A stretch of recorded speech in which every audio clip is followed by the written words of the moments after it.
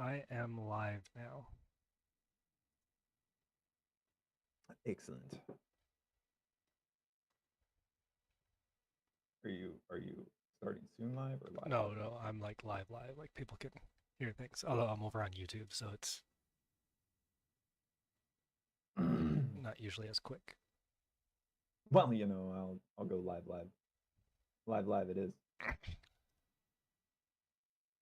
Good evening, Jeff. How you doing, buddy? I'm doing well. How are you? Oh, I'm doing well. I'm doing well. The weather's turned. Suddenly, we're turning the house into a Minecraft server. Building a fish tank behind me. That's gonna be an herb garden. Have some fun. We just got a greenhouse on the deck.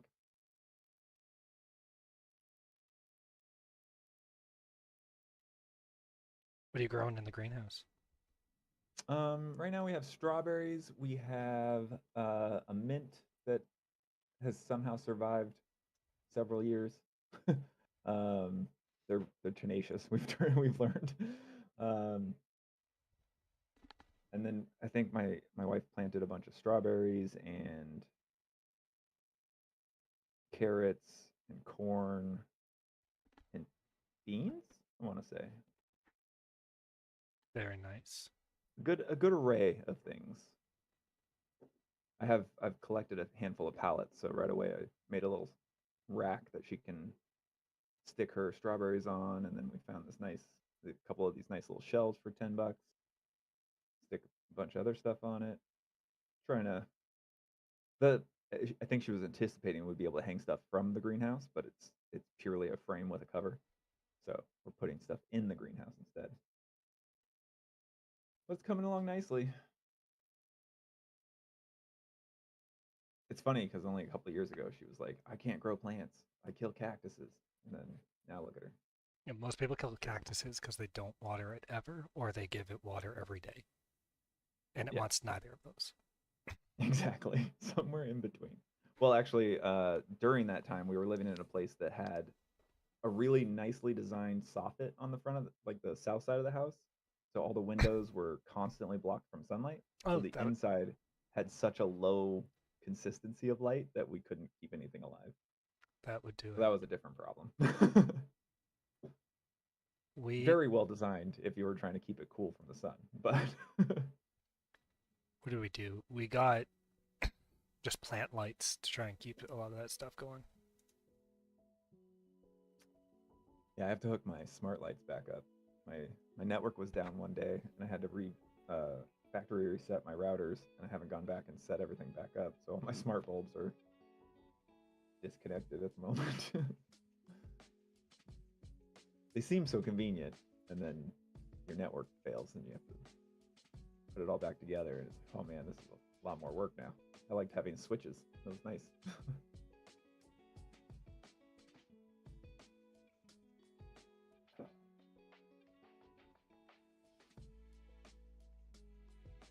So what did you get up to this week in the game devs world? uh, well, I cleaned up the spells, so you won't get a speed boost anymore. Oh, Figured out how inheriting works so that I could actually build it in a smart way, even. So that was kind of nice. Um, did a handful of rebuilds on the way replication works, specifically around map generation. So we're going to have to test adding another client mid-match and seeing if they can see the map. They should be able to now. Um, the the sticks automatically pick up now, so you can just run over them and you pick them up, which ooh, was step one in making the game understand how to find what item to give you based on what was in the world.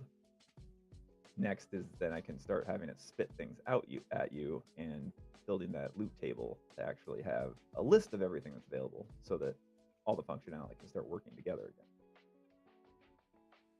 that sounds And most lovely. importantly, there is no stick apocalypse. That's the it actually works using static meshes. And then a few little things that I've had a hard time remembering to write down, like There was something that came up earlier. Oh, I fixed the camp a bit. So it now actually does checks to see if there's space and then can place it appropriately instead of being a very rudimentary interact to do so. I also sort of re-laid out a couple of the buttons based on how I think the gameplay is going to work better. Hmm. So a handful of little things across a lot of stuff.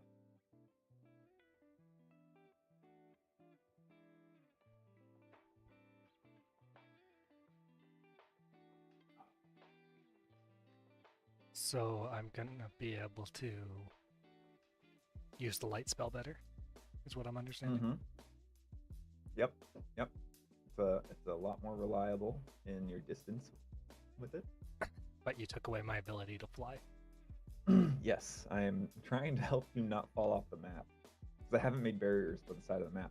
Ooh, that was the other little thing. You'll notice that the inputs are disabled when we start now. I finally got that in the right spot. So I won't be able to do anything until we're allowed to. Appropriately so, yes. That's amazing. And in doing so, I actually ended up moving pretty much most of the timeline, the generation timeline, back into the game mode because it was sending from the game mode over to an actor in the world, but now it's cleaned up and going back the other way. So the game mode is now in charge of that, which is a much better place to have it anyway. So because it's just smarter and faster for the whole process. There's only one game mode running, right? So yeah. And players don't have access to it, which is important.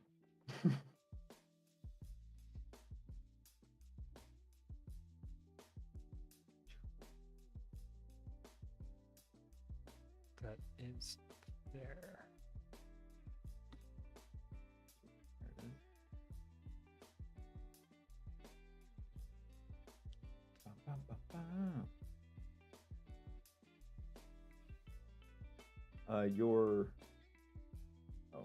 Do you mean to make yourself tiny on your stream? In the Discord window? Oh, I forgot to change that. That's what it's supposed to be. Thank you. I was so busy doing all of the other pieces. I know. As soon as one thing's working, you're like, wait, did I check the mic this time? Did I check the sound? Did I check these things? Because of course all this stuff resets itself in a different weird way every week. Yeah.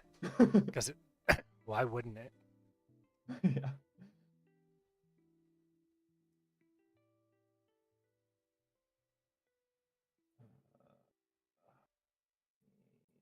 Fuel, give me fire, give me that which I desire.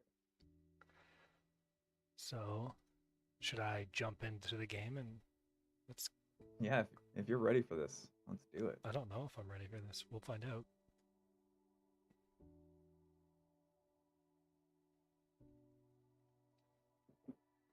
It is that time already, Lothar. Hello, hello. Lothar! Hello, buddy. It is the end of the week. Thank you for joining us. I do like to hang out with you.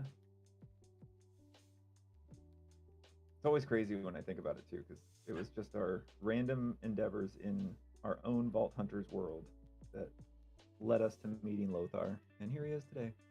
Yep. Fantastic. Because one of our regular viewers, and then he joined the server. Yeah.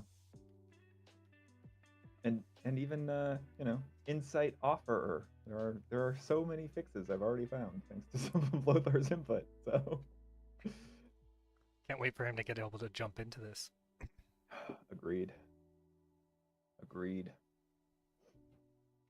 I was reading through some different early access games that some that have been stuck in early access for like 10 years are still getting produced, but like just weird long stories like that. And I can't get my head around how they must have their server set up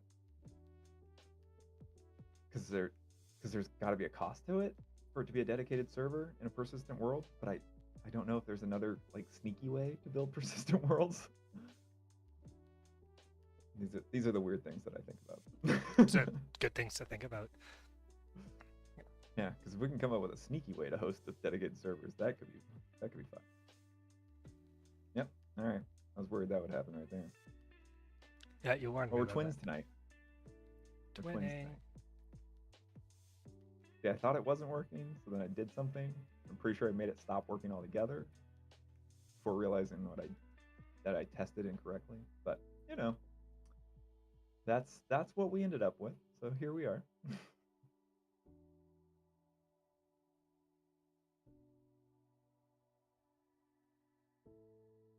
Testing my spells. I see that.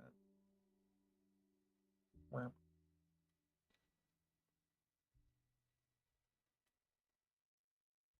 Does it create more light now? I think I turned it up.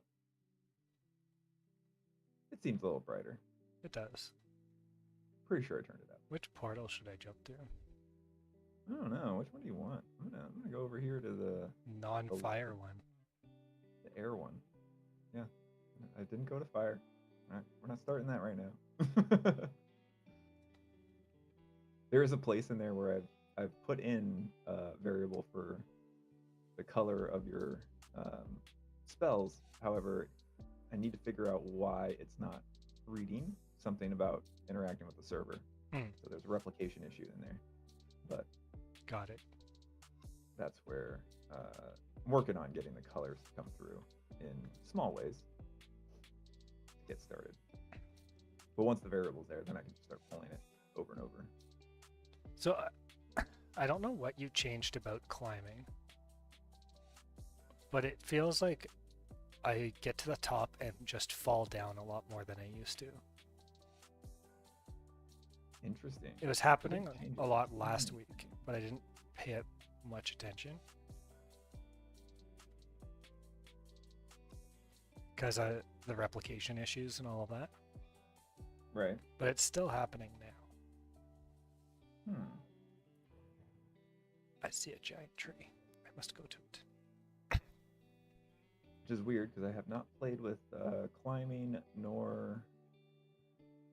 I mean, I say this and I'm instantly thinking, well, that's game development. As soon as you tweak one thing, some other little thing starts to fall apart. Yep.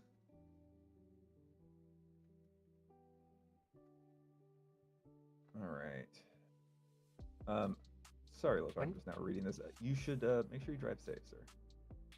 That is important. When did you add crouching? Actually, it was in last week. You just didn't notice. I never pressed the button. Don't look at the feet movement though; it's backwards. The crouching animation I have is technically against the wall, so I had to reverse it to make it so that you could face forward still. Because it was really funny when I first implemented it, which I hadn't realized how many things I had put in place to implement it.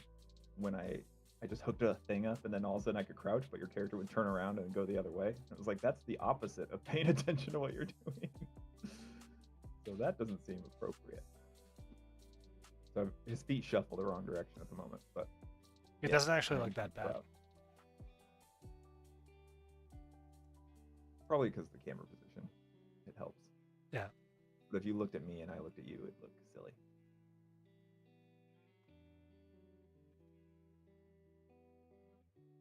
There's the tree.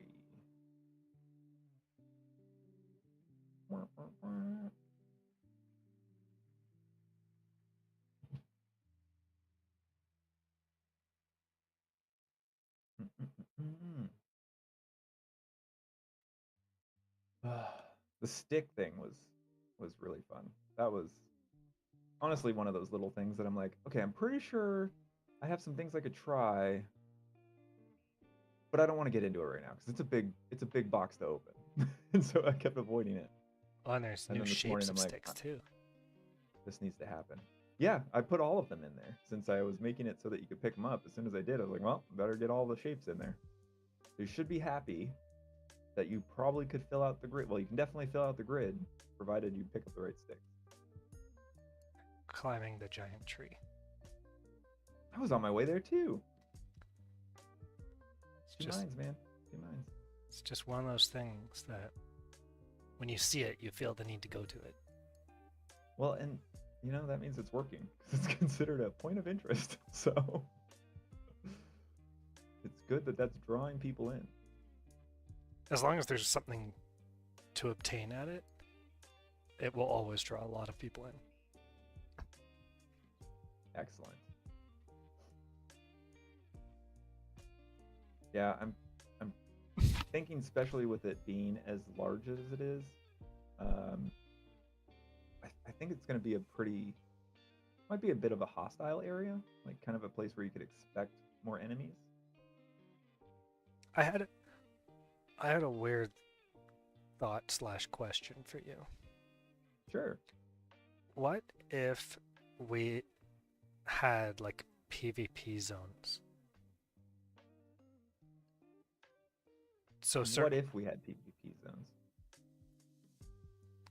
So what would be the benefit of that? the idea being like certain areas have higher risk, higher reward.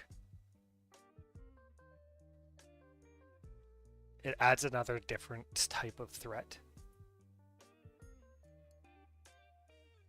You're just hovering, T-posing up the tree.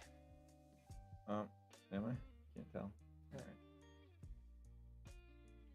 I'll come up beside you. Playing the animation it wants to play. And a butterfly. I wonder if that would probably be one I could push over in a different way.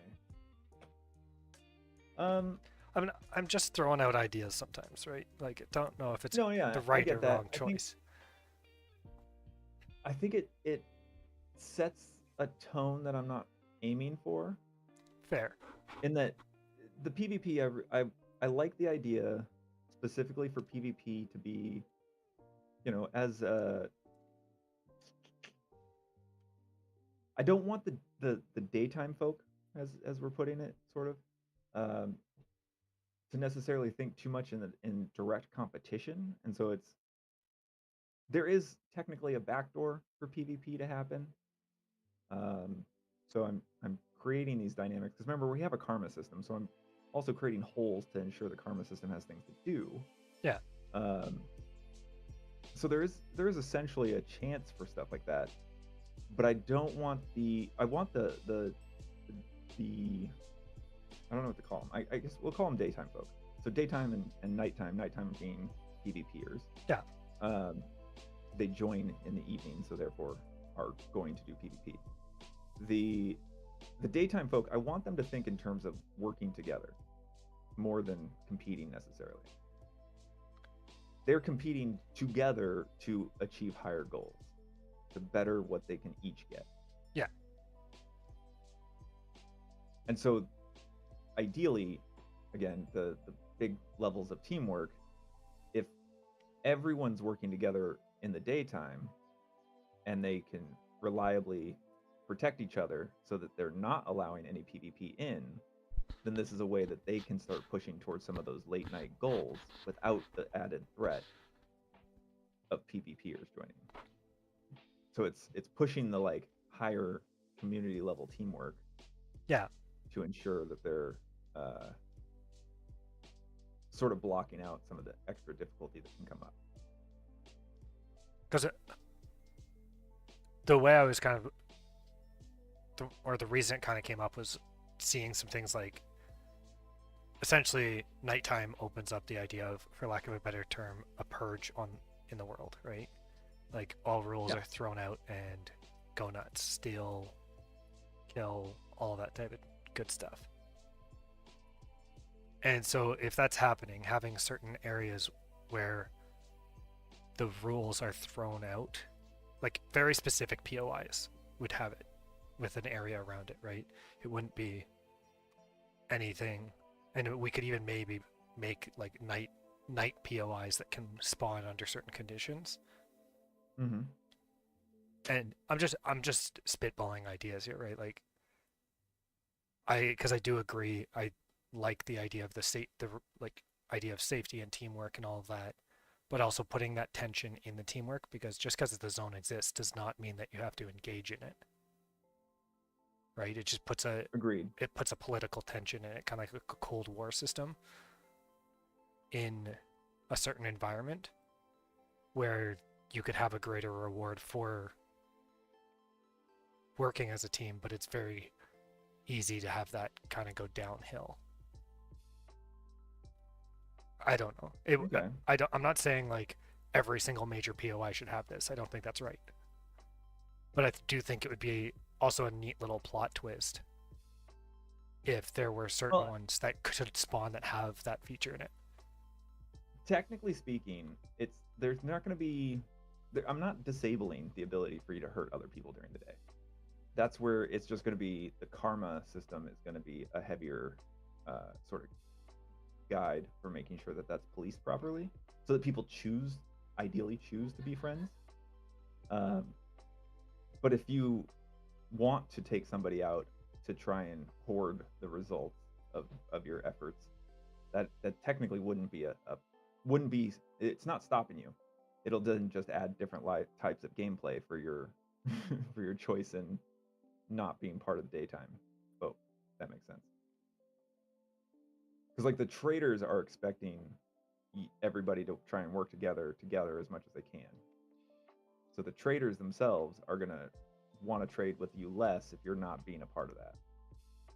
For a small example in how the karma would fit in, you'll get bounties on you, so other players will be told to PvP against you. Because that's part of the karma system too. Is if you get a bounty for doing something that's outside of the quote unquote rule set, then other players are encouraged to go and PvP you, and they won't get those same bounties because they're clearing bounties now.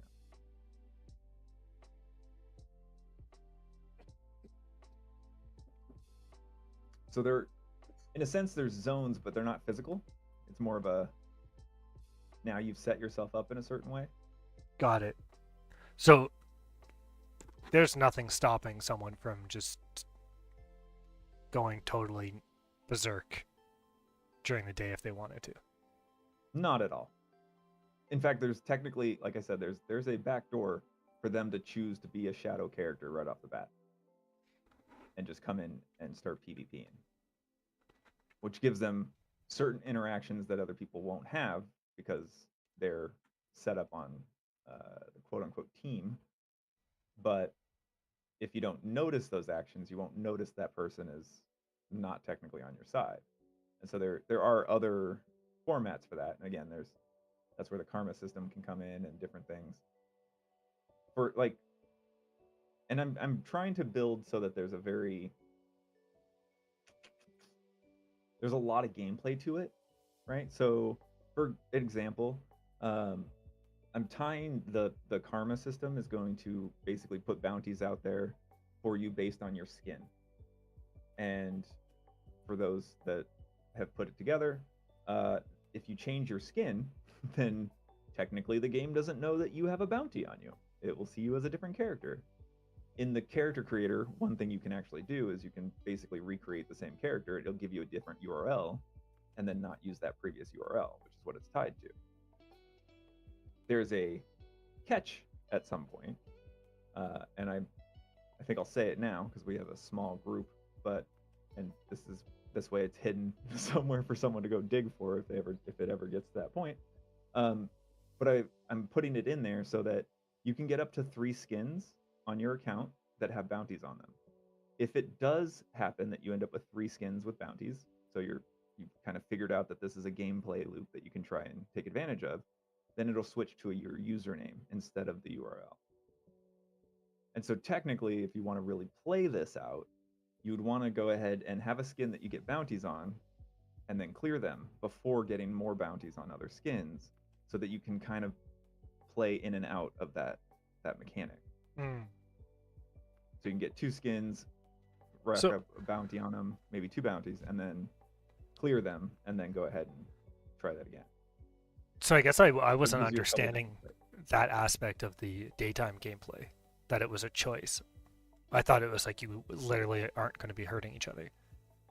No, your interactions like through your magic spells are they're positive, but your weapons are weapons. Like if you swing a sword at a guy, you swing a sword at a guy. I'm not stopping that. So it is absolutely a choice, and that again, that's how you are clearing bounties on different things. Like people are going to go hunt each other for that purpose. But if you have a game where it's this will be more of down the road when we have a body of people that can be building guilds, But if you have a guild of 60 people in one match, and the other 20 people are of another guild that is considered rival to this guild, now they can, use some of the back doors to start being PvP players in the beginning. And there's again some political intrigue on the guild level, but it's not within the gameplay necessarily. It's within the players organizing themselves and seeing how they want to organize or run their guilds and stuff like that. Hmm.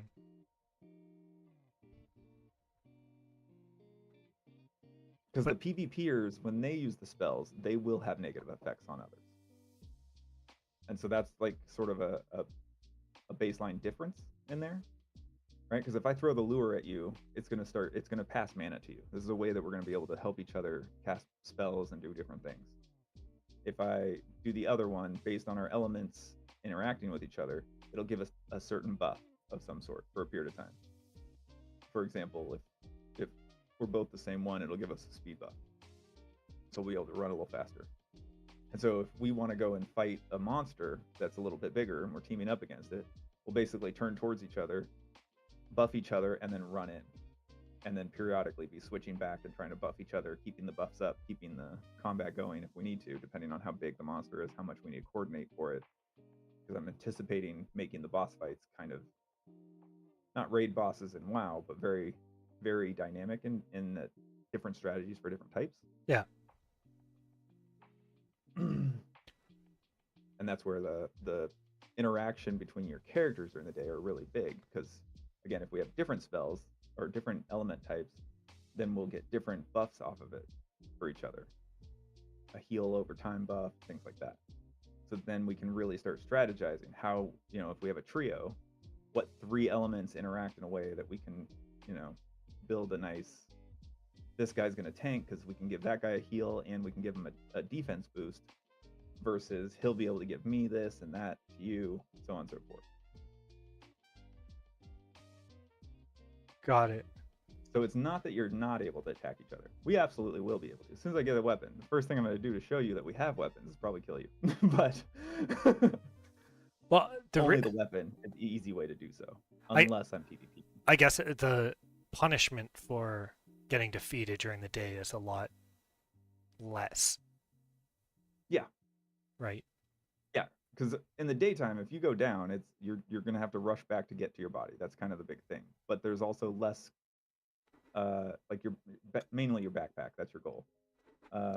But as the night gets closer, there are going to be more things that might move your backpack into higher brush or try to obscure it in some way, maybe hang it up a tree, so that when you do get back there, it's not necessarily just where you left it, but the later in the game you go, the more of that you'll have to deal with. So there's sort of a difficulty curve always increasing as the sun is getting further through the day. And then once you get into the night, that's where there are a handful of different mechanics, which if you play into them well, you can sort of steer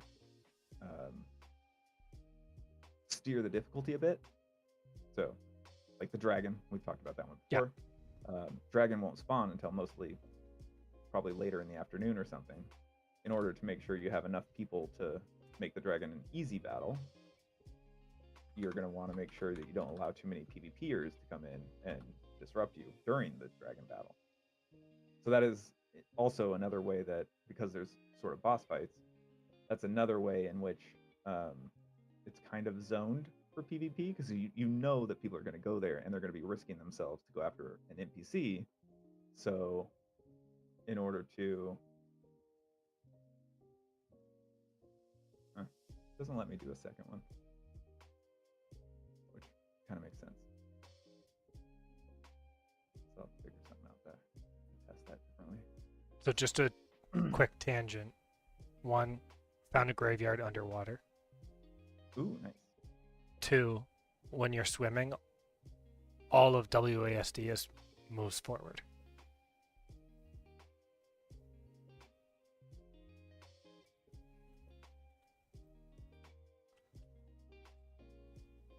Oh, okay.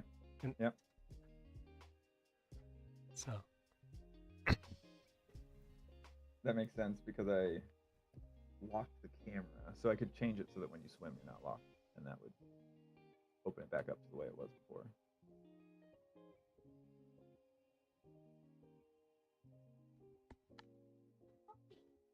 Find her.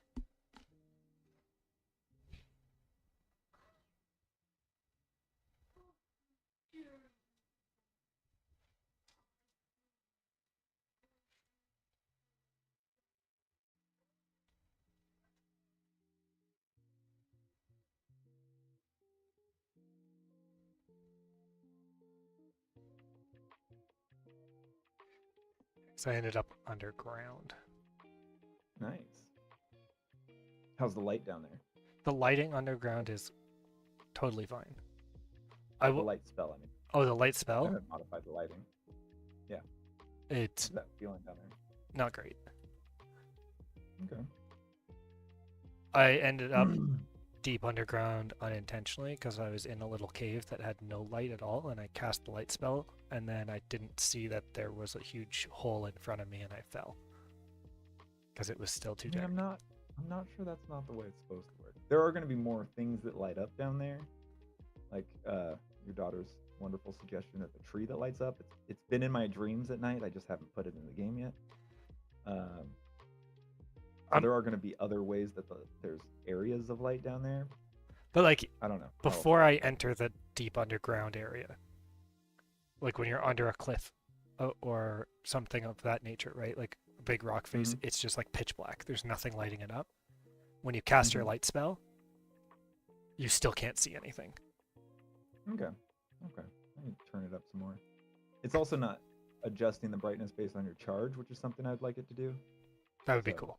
Having it actually enhanced based on the fact that you've charged it further. Zoe, please don't. No, neighbors are allowed to honk their horn when they get home. That's how cars work these days. But they might be trying to kill you, Dad. That's the concern. That is the concern. I'm safe. I know I lost Pokemon Monopoly, but I'm still safe. She feels the defeat.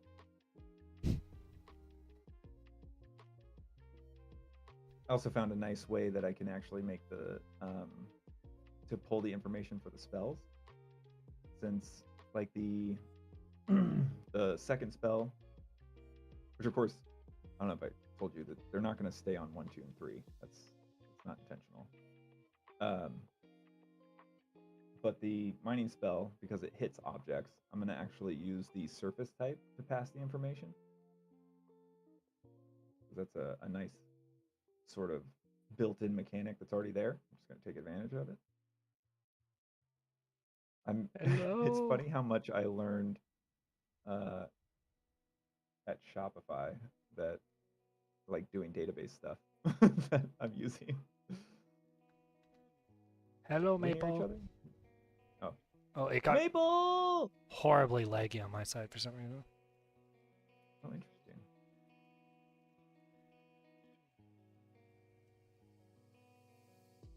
Oh yeah, that could be a lot brighter. A lot brighter down here. So, trying to escape down here feels impossible once you enter it because of how dark it gets. Like, I can see exit points, but I can never get to them because it's just I can't. And when I cast my light, it either bounces off and goes somewhere I don't want it to, or it's just not bright enough for me to even see where the wall is that I can actually climb. Fair. There are other mechanics that are going to be meant for you to take advantage of movement and travel. So, yeah, technically, right now you're not meant to have a lot of the things that would make that a little easier. And that's fair. That is totally fair. But why don't you hit the middle mouse button? What did that do?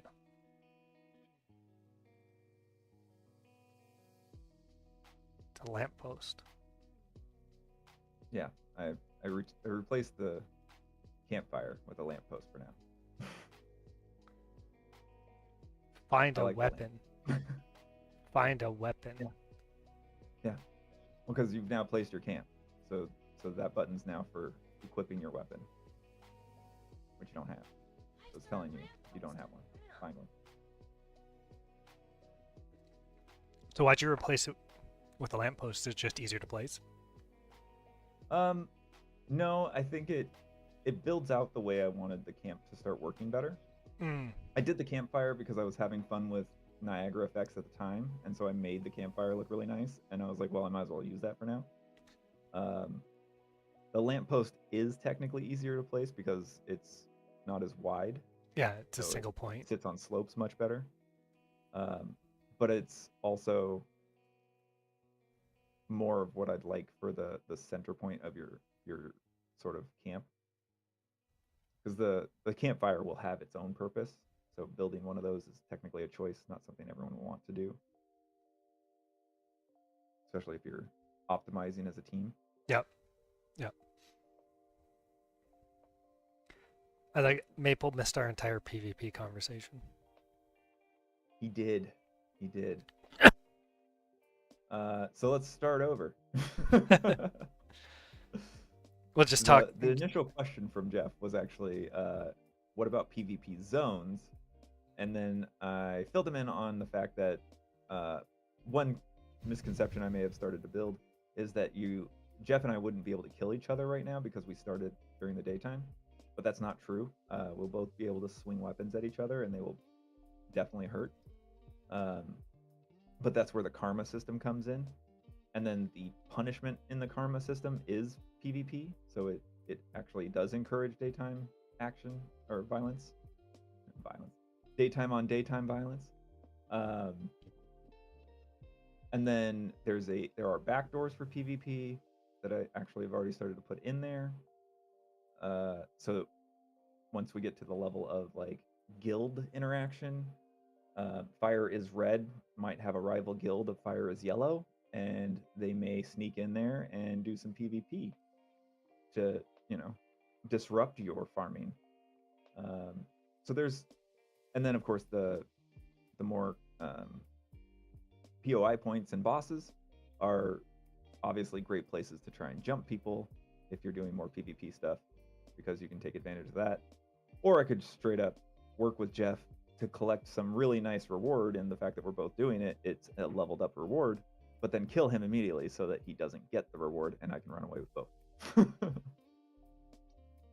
My only concern Incurring a bounty. with finding this out is people like our wives playing. Yeah. That They might kill us. No, that could just be very discouraging as gameplay for them. Well, and that's why we got to trust in the justice system, man, because it's going to be a strong justice system in the sense. So as long as our wives don't then go and attack the wrong person, then no one's going to be directly designed to attack them without some consequence. I don't know about your wife, And that's but I kind of feel like mine would just go on a rampage after it happens. It's like, I don't care who you are. You all suck. Well, I say yours because I don't think mine would be able to hunt people down very well. When the character was doing more tank movements in the camera, right? Because he was turning based on what your WASD was doing instead of the camera direction. It was I don't even know the right word for it, but the way that she would react the moment she moved the mouse, it was very clear to me that this was not a game that she was going to be able to play. So that's part of the reason the camera is now fixed, is because I'm realizing where gameplay experience has given you and I a huge advantage because we play so many different games versus the beginner level stuff that I do want people to be able to do.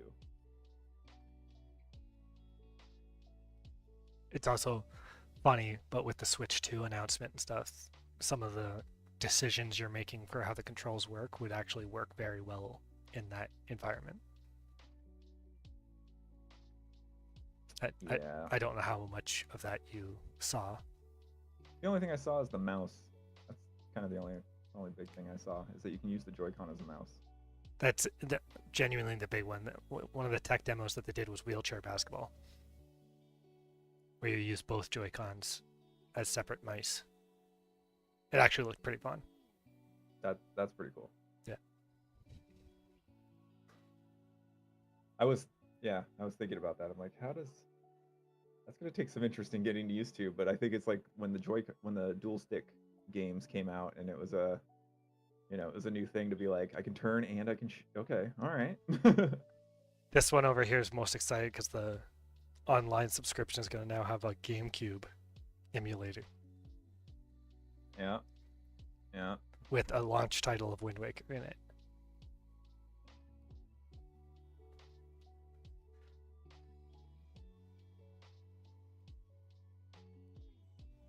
What waffle do you think takes away from the PvEers? I'm curious.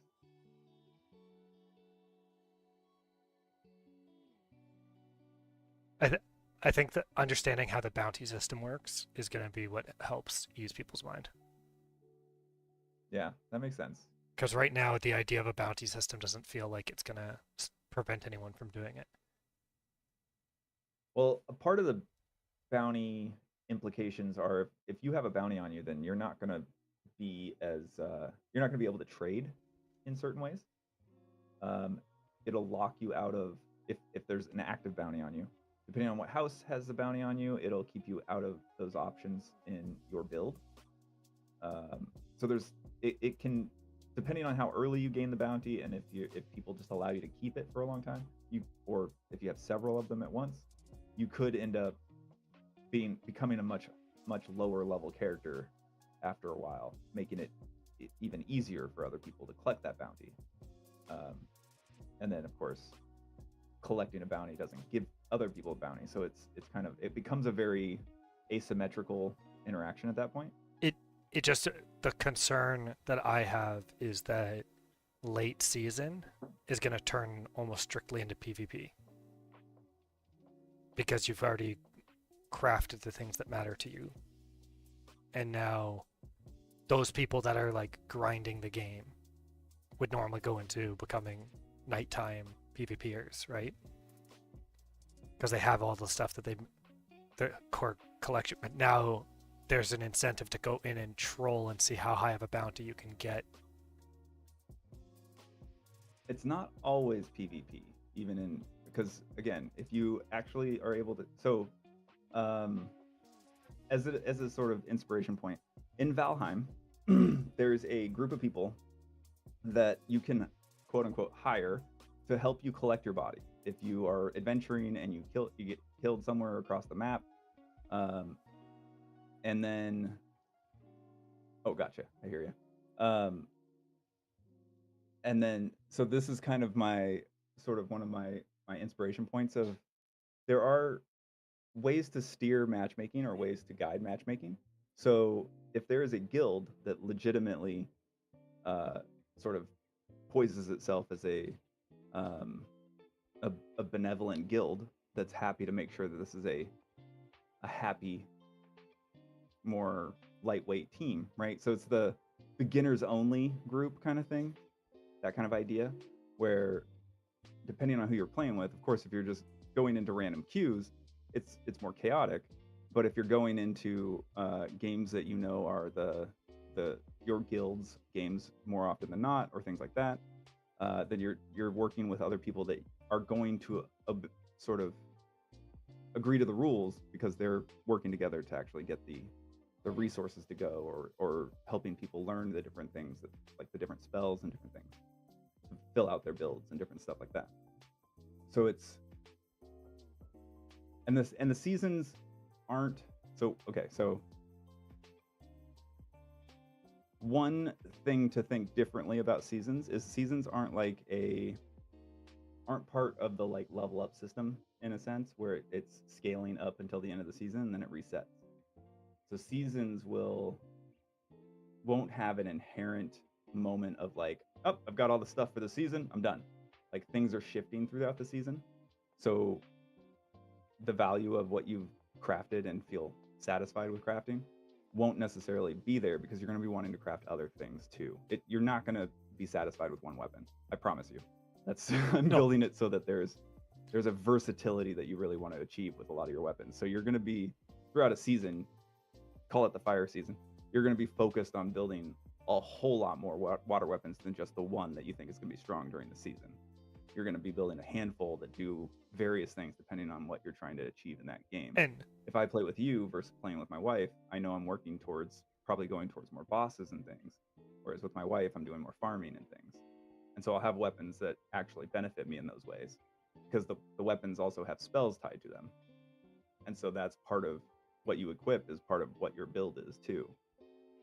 And so you and I might be running around and I have, fireball, but when I run around with my wife, I've got like a levitate spell or something, so that it actually just makes it easier for traversal, so that her and I can get around the map better.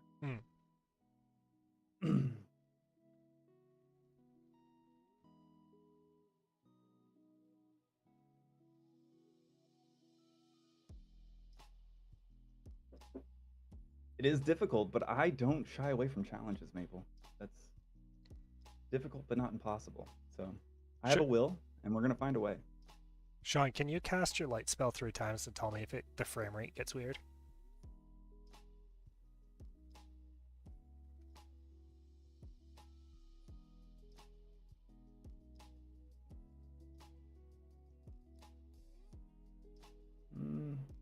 No real effect. Okay. So it's the Hamachi connection that's causing it. All right, good to know. Yeah. Because when I have 3 cast on the top of a tower, and I go and I start looking around, it starts to get very, very laggy.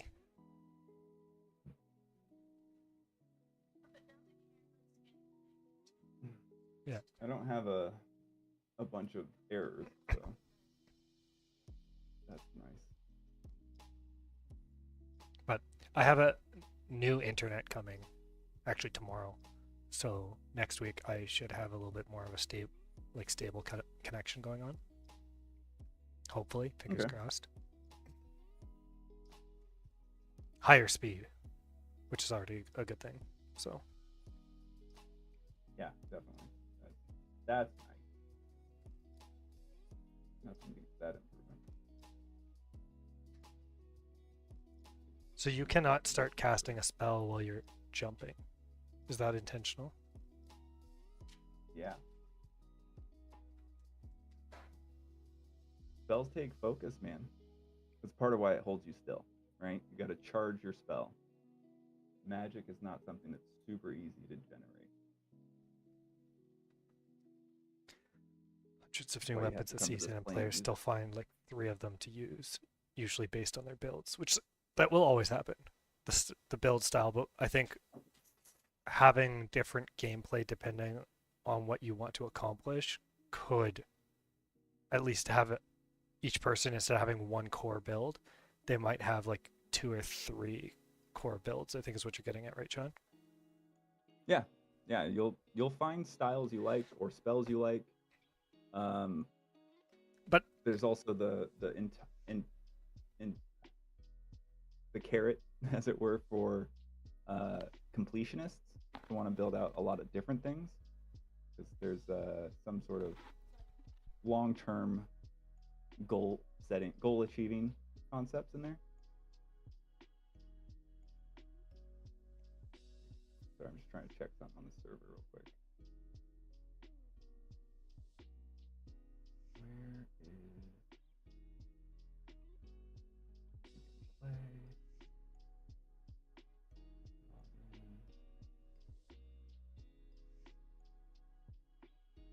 Add info. Travel.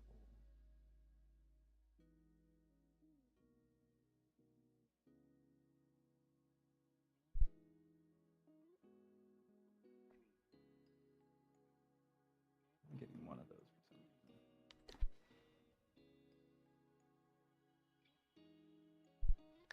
I cannot wait for this cough to finally go away. My gosh. This year has been linger coughs for sure.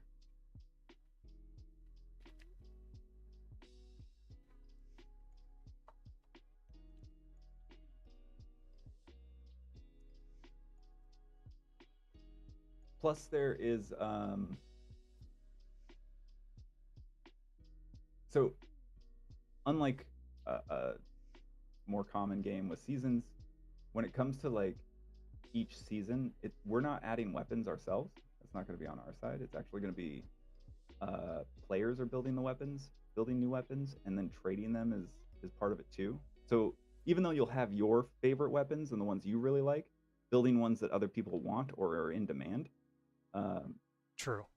Again, in the guilds, like I've got, my brother just got the game. We're gonna play now, but I need to get him a weapon. So it's gonna be, there's gonna be these other dynamics for why you build other weapons. And then of course they also are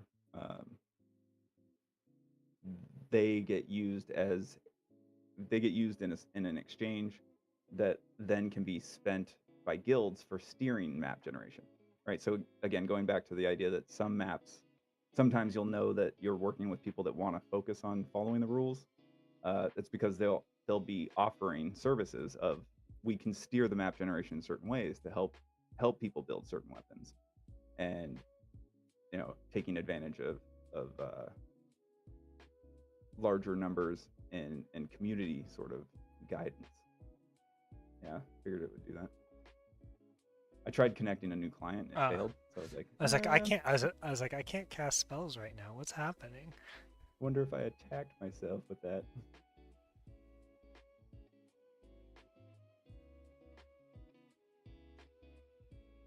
So now we can find out if it's going to be like last time, where we have to launch the server over.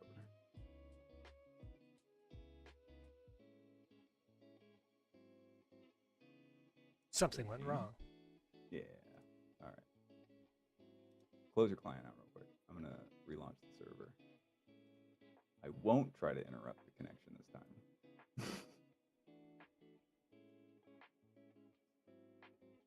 Let me just make sure that the auth code's still viable.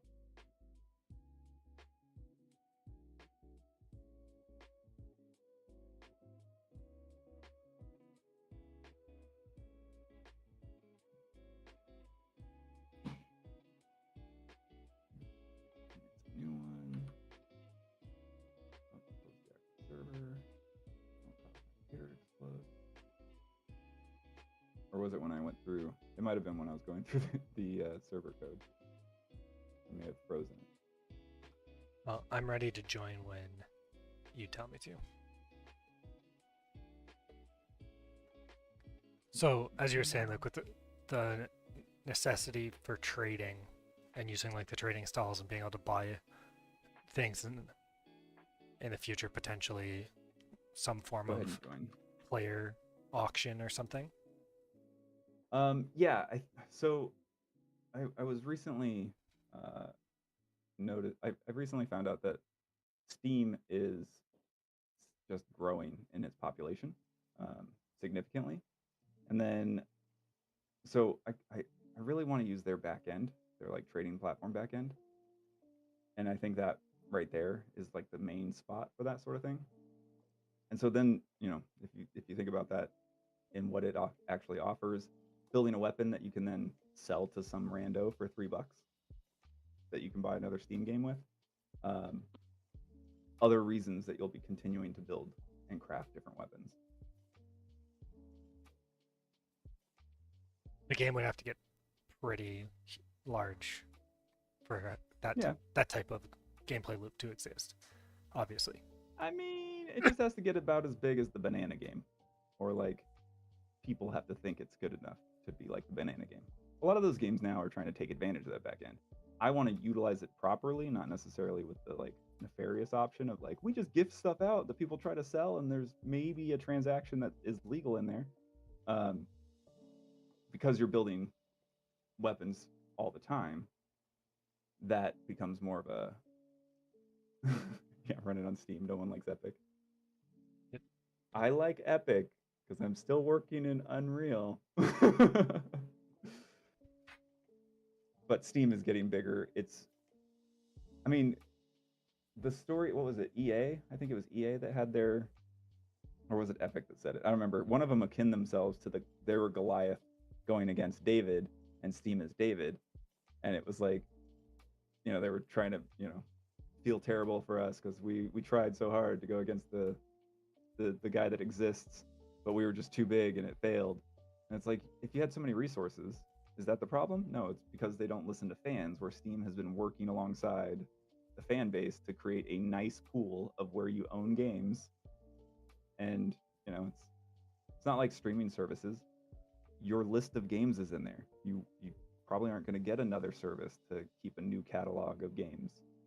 Like there's a lot for it. Plus, it recently, not that recently, but it did recently stretch into the China market, which gives a much larger fan base Oh God. to work with. Oh, what happened?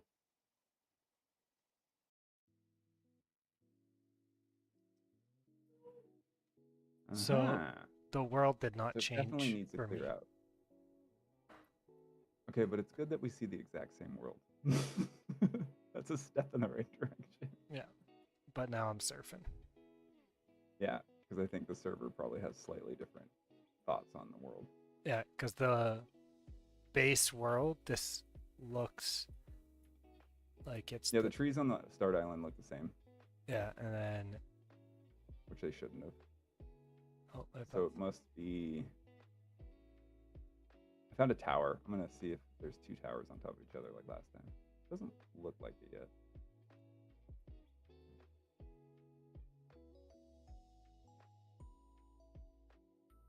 That's fair. That's fair. Ooh. With the tower. I don't know if I intentionally avoid all of them, but I don't play very many, if any, that I know of. I've tried a couple. They're fine. I'm trying to think of. I have so many games on Steam I actually haven't even played yet. Thanks to things like Summer sales. Humble Bundle and stuff. Yeah. I know that feeling.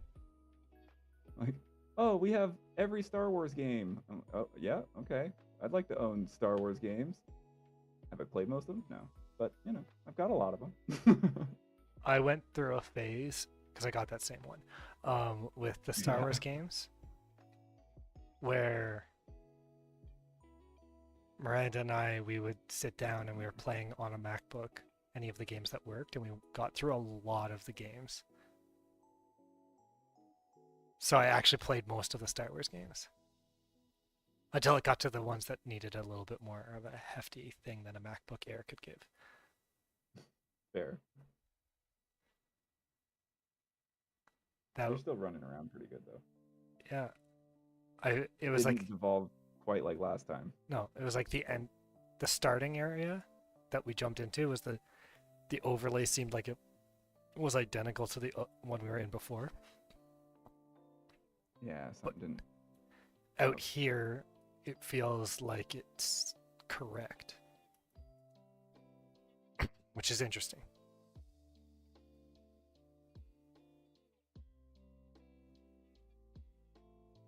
Yeah, I wonder if something. Because like I'm climbing a rock that I see, and it's letting me climb it, which means that rock is there on both client and server. Right. That was not the case last week. No, last time we started floating and doing all sorts of weird stuff. But when I was near spawn, I literally phased through the floor at one point. Okay. But I remembered the cliff that I had to climb the first time, and it was there when I spawned in. So it's like it didn't refresh. The tree's so much further away, though. Interesting. So there's certain things that are different. The tree isn't where it was before. Yeah, I see it super far in the distance, and I have a tower right next to where I popped in this time. Yeah, out here definitely seems like it changed. I wonder. Just fascinating. I mean, they are separate PCGs, so I wonder if one of them is just not updating as much. One sec, I'm gonna take my sweatshirt off.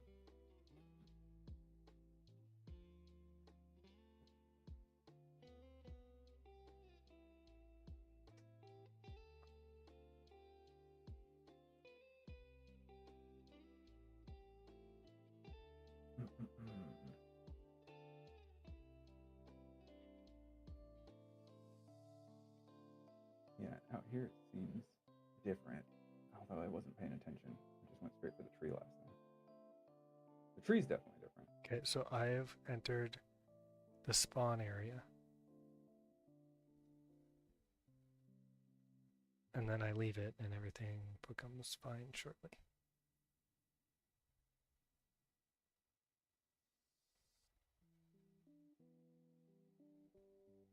And there we go.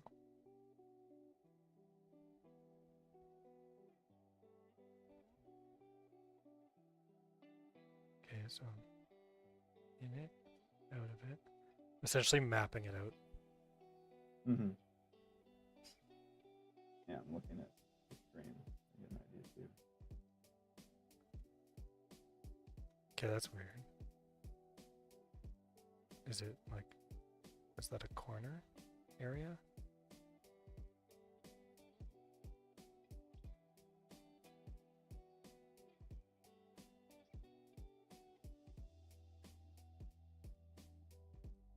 Risky.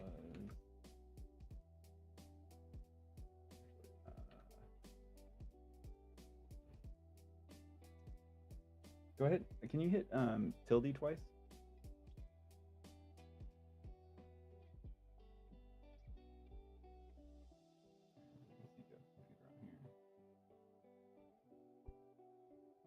Both of our teleports across.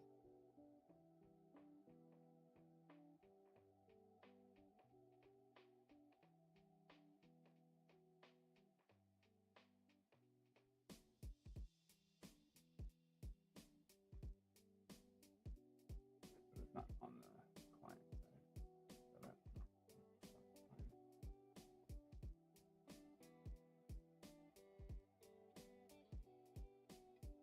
It's not checking for your player's state right now either. That's something I gotta look at.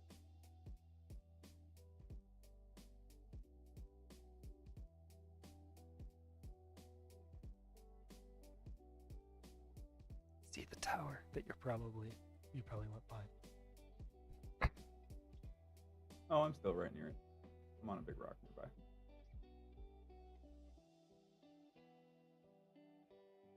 So that's the other thing is, do we see each other? On my way to the tower. Tower's next to a forest, yes? Mm-hmm.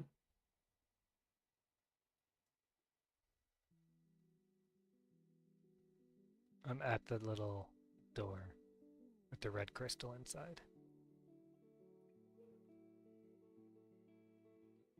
So I am inside the tower, and I feel like I'm a tiny person. This is a very... Yeah, the stuff inside the tower is large. It's a funny mechanic. I don't know why. But I don't think I do. I don't think I see you. Actually, I'm about to get disconnected. I tried to cast a spell. I was trying and it wasn't working. Something matchy being funny tonight.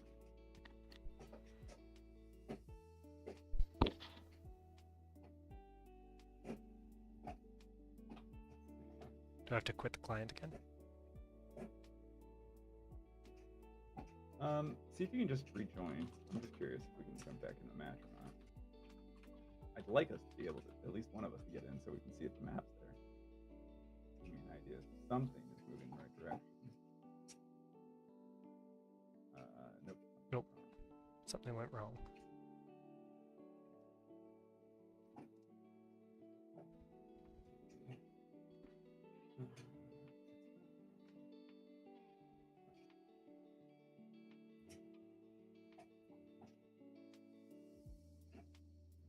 Give it a moment. I'm going to see if I get another heartbeat on the server. Or if the server stopped.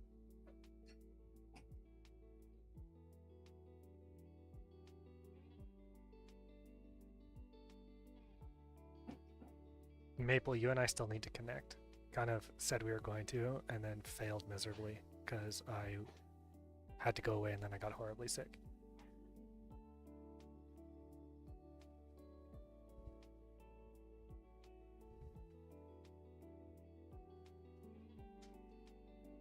Yeah, we lost the heartbeat on the server. So I think that is the cause of our issue. What is it? I start scrolling and then I'm getting caught from that. The cause of our issue. Start scrolling.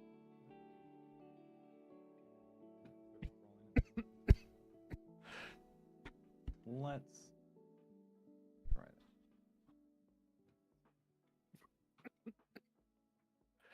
Let's try that.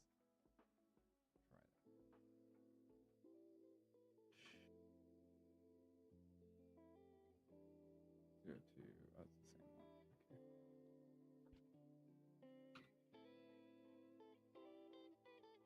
Okay. That looks a lot better. I mean, it did hang up in the beginning. I don't know if that's the reason. Do you think I'm gonna have to quit the game, or do you think I can just join when it's time? I think you should be able to join. Okay. The last time I launched the server, it hung for a second before actually going forward. This time I went straight forward, so out of pure habit, selecting skin. Even though it's not normal.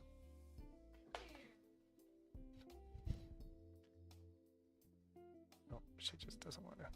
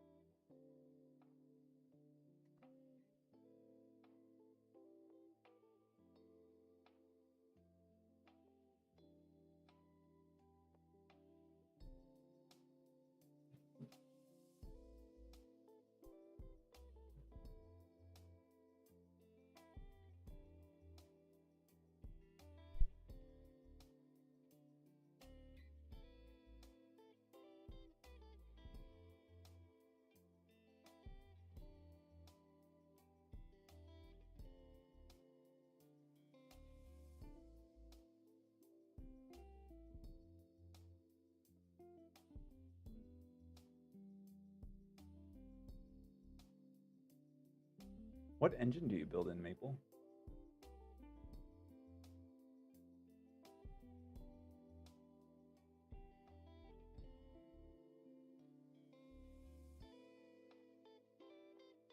Or is it like an all but epic situation as well?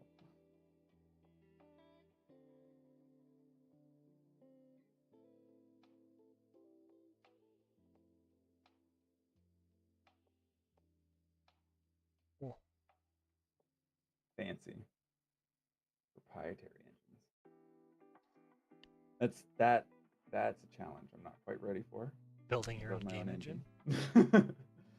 There was an afternoon during the whole like Unity thing that I was like, is this a reasonable consideration? It was not. I learned that lesson. That would have been as cool as it would be. Would have been crazy.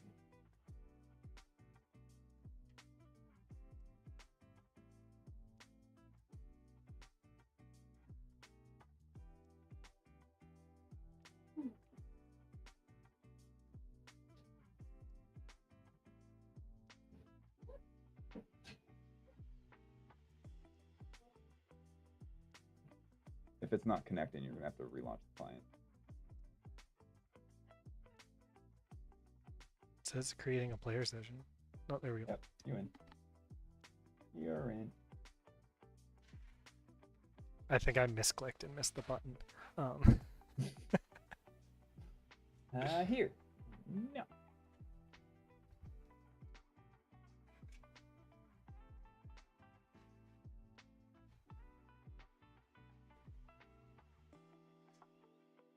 What I'm just curious, and I don't know if you can even share this, Maple, but what's the like coolest thing about the proprietary engine that you work in? Because I've been seeing a lot of different stuff. You know, the ones that are more open, like this, like Unity, or not Unity, but like Unreal. Obviously, they're still built for the projects that the company make. So this is built best for Fortnite at the moment. It's what they develop simultaneously.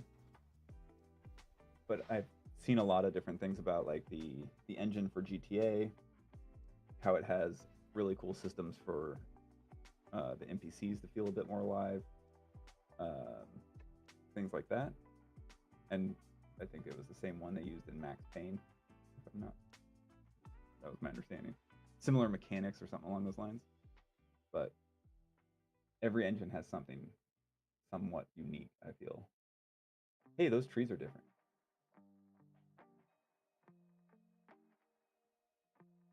That might be a good sign. Gotcha. Fair enough. That's why I was like, I don't know if you could say anything. That's fair. Radical. Or maybe my position was different. These might be the same trees. It's not, I don't know. The mountain range that I see from here looks similar, but we'll only know by jumping in. All right. Well, I Find didn't out. land on that cliff that I did last time, so at least I'm in a new area. And I'm not phasing through the world, so that's all positive. Oh, okay. Something in the right direction. That's good. Good. I think the tree's where it was the first time, though. No, it was to the right of where I was. Now it's to the left. I know that sounds really silly to say because I don't know. I don't even know if the spawning mechanic is consistent. Well, I think your rotation's based more on which portal you went through, because it's the rotation you had beforehand.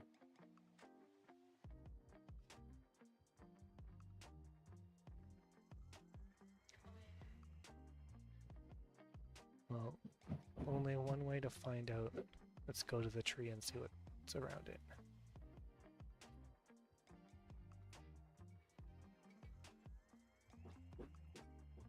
Well, from what I've been seeing, a lot of studios are moving towards Unreal, just because it's such a pretty package to start with. So don't say that too many times; you might get your wish.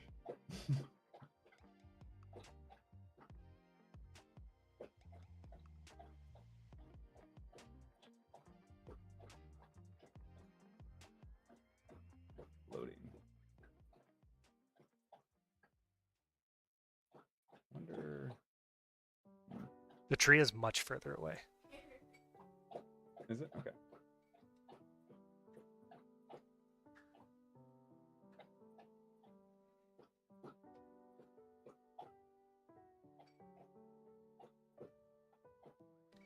And having that tree spawn in is so beneficial for checking like map.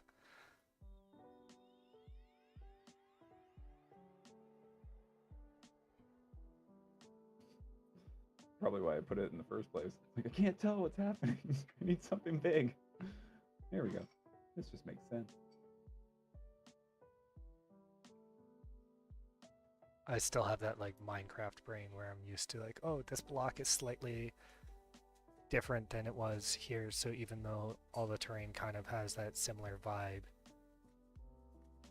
I know I'm in a different spot because this was a 2 high instead of a 1 high. Because this spot feels kind of like where the tower was last time. Right here.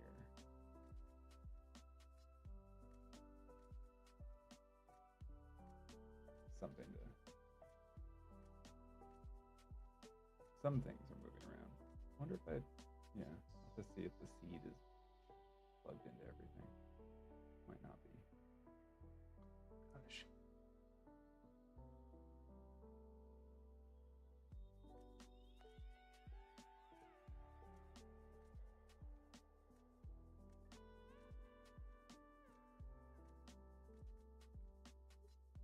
Definitely further away. Ooh, I see a cavern down into the underground. I'm distracted. Moving on.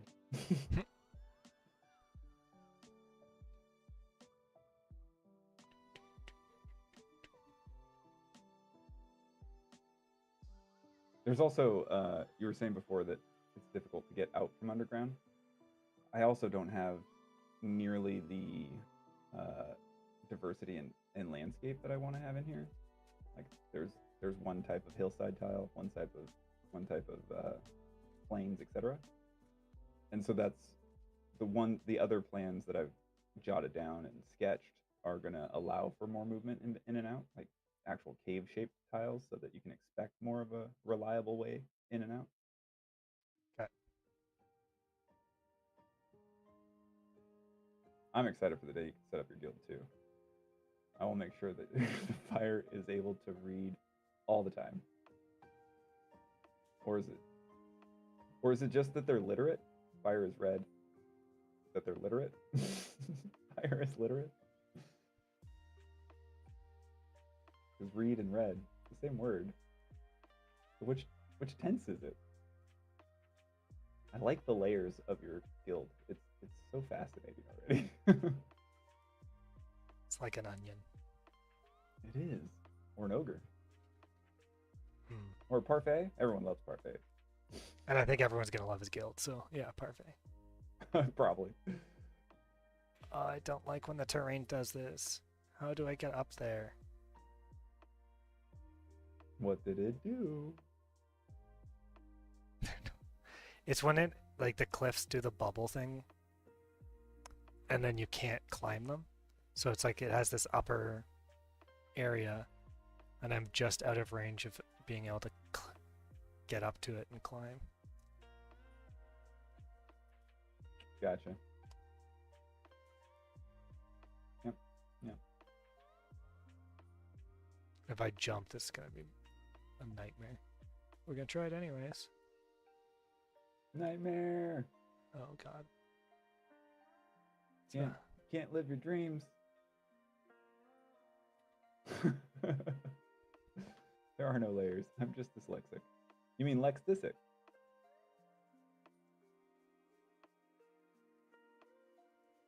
So I don't know if you have my stream open, but this is what I mean by it's like really frustrating to deal with being under in the dark. Oh, I got it on the wall. Okay. So like I cast my light over there somewhere. It phased through a rock, bounced up, and then it was out of range because I don't have like a torch. That's all I want. It's just like a torch. Oh yeah. Items are down the road, buddy. You gotta wait. Just give me a torch spell. I have a few in there. We just don't have the ability to use them yet. There's a leap spell I was working on. Ooh, I made it to the tree. I'm at the base almost. The tree? Yeah. I didn't have. Oh, wait a minute.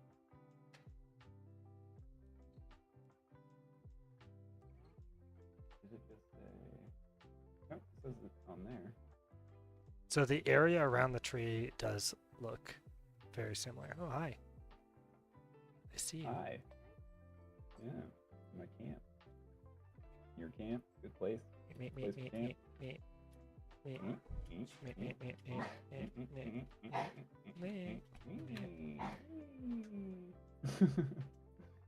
meet, meet.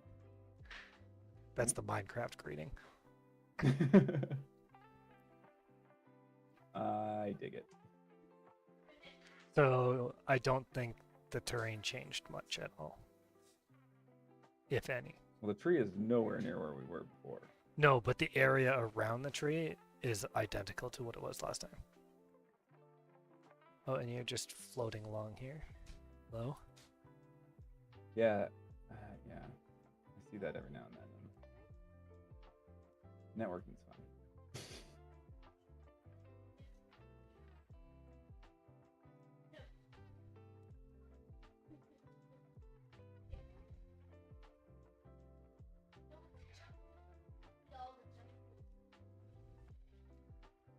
Oh, I have a lot of stakes.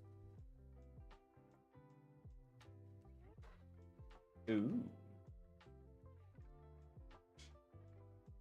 So many you can't pick that one up. Oh, I'm just trying to figure out how to rotate them. Click on them and then right click. So pick them up and then right click.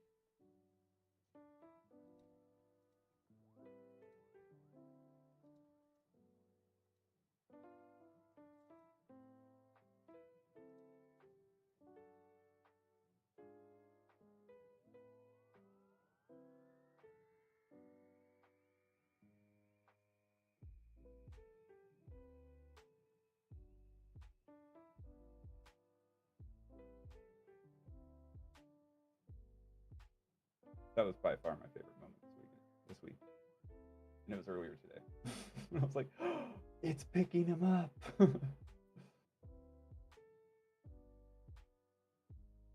Then the next step is to make it start shooting them at you when you put your thing on the tree.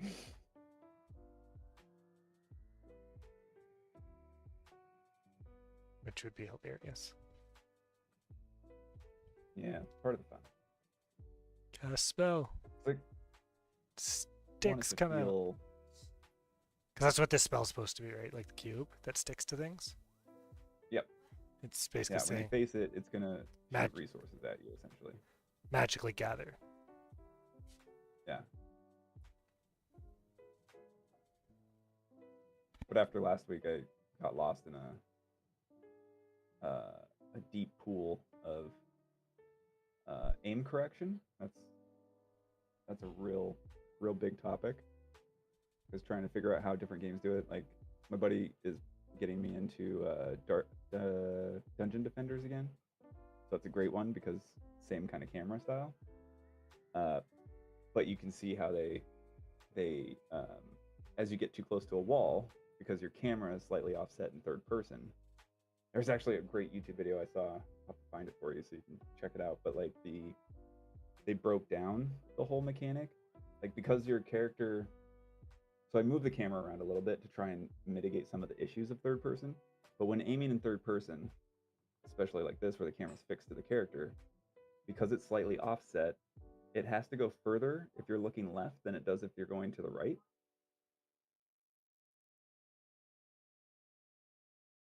Which is in itself interesting to kind of play with. And so that's why it's a little tighter to the character now, because it reduces that difference.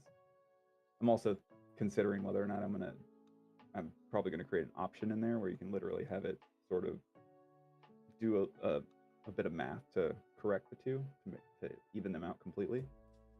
But because the line from where you're standing versus where your character's standing changes based on how close you are to the object you're aiming at. If you're right in front of a tree, your character is going to shoot way past it because he doesn't realize that your camera center is on the tree. He's looking from his center, essentially. And so there needs to be a bit of a correct as it gets too close. A little bit of trig, whole lot of fun. Got to work with a little tangent in there, a little tangent theta. Ooh. You know? It's like, oh man, I remember geometry. It was a fun moment. When I was like, oh, I understand what I'm supposed to do here.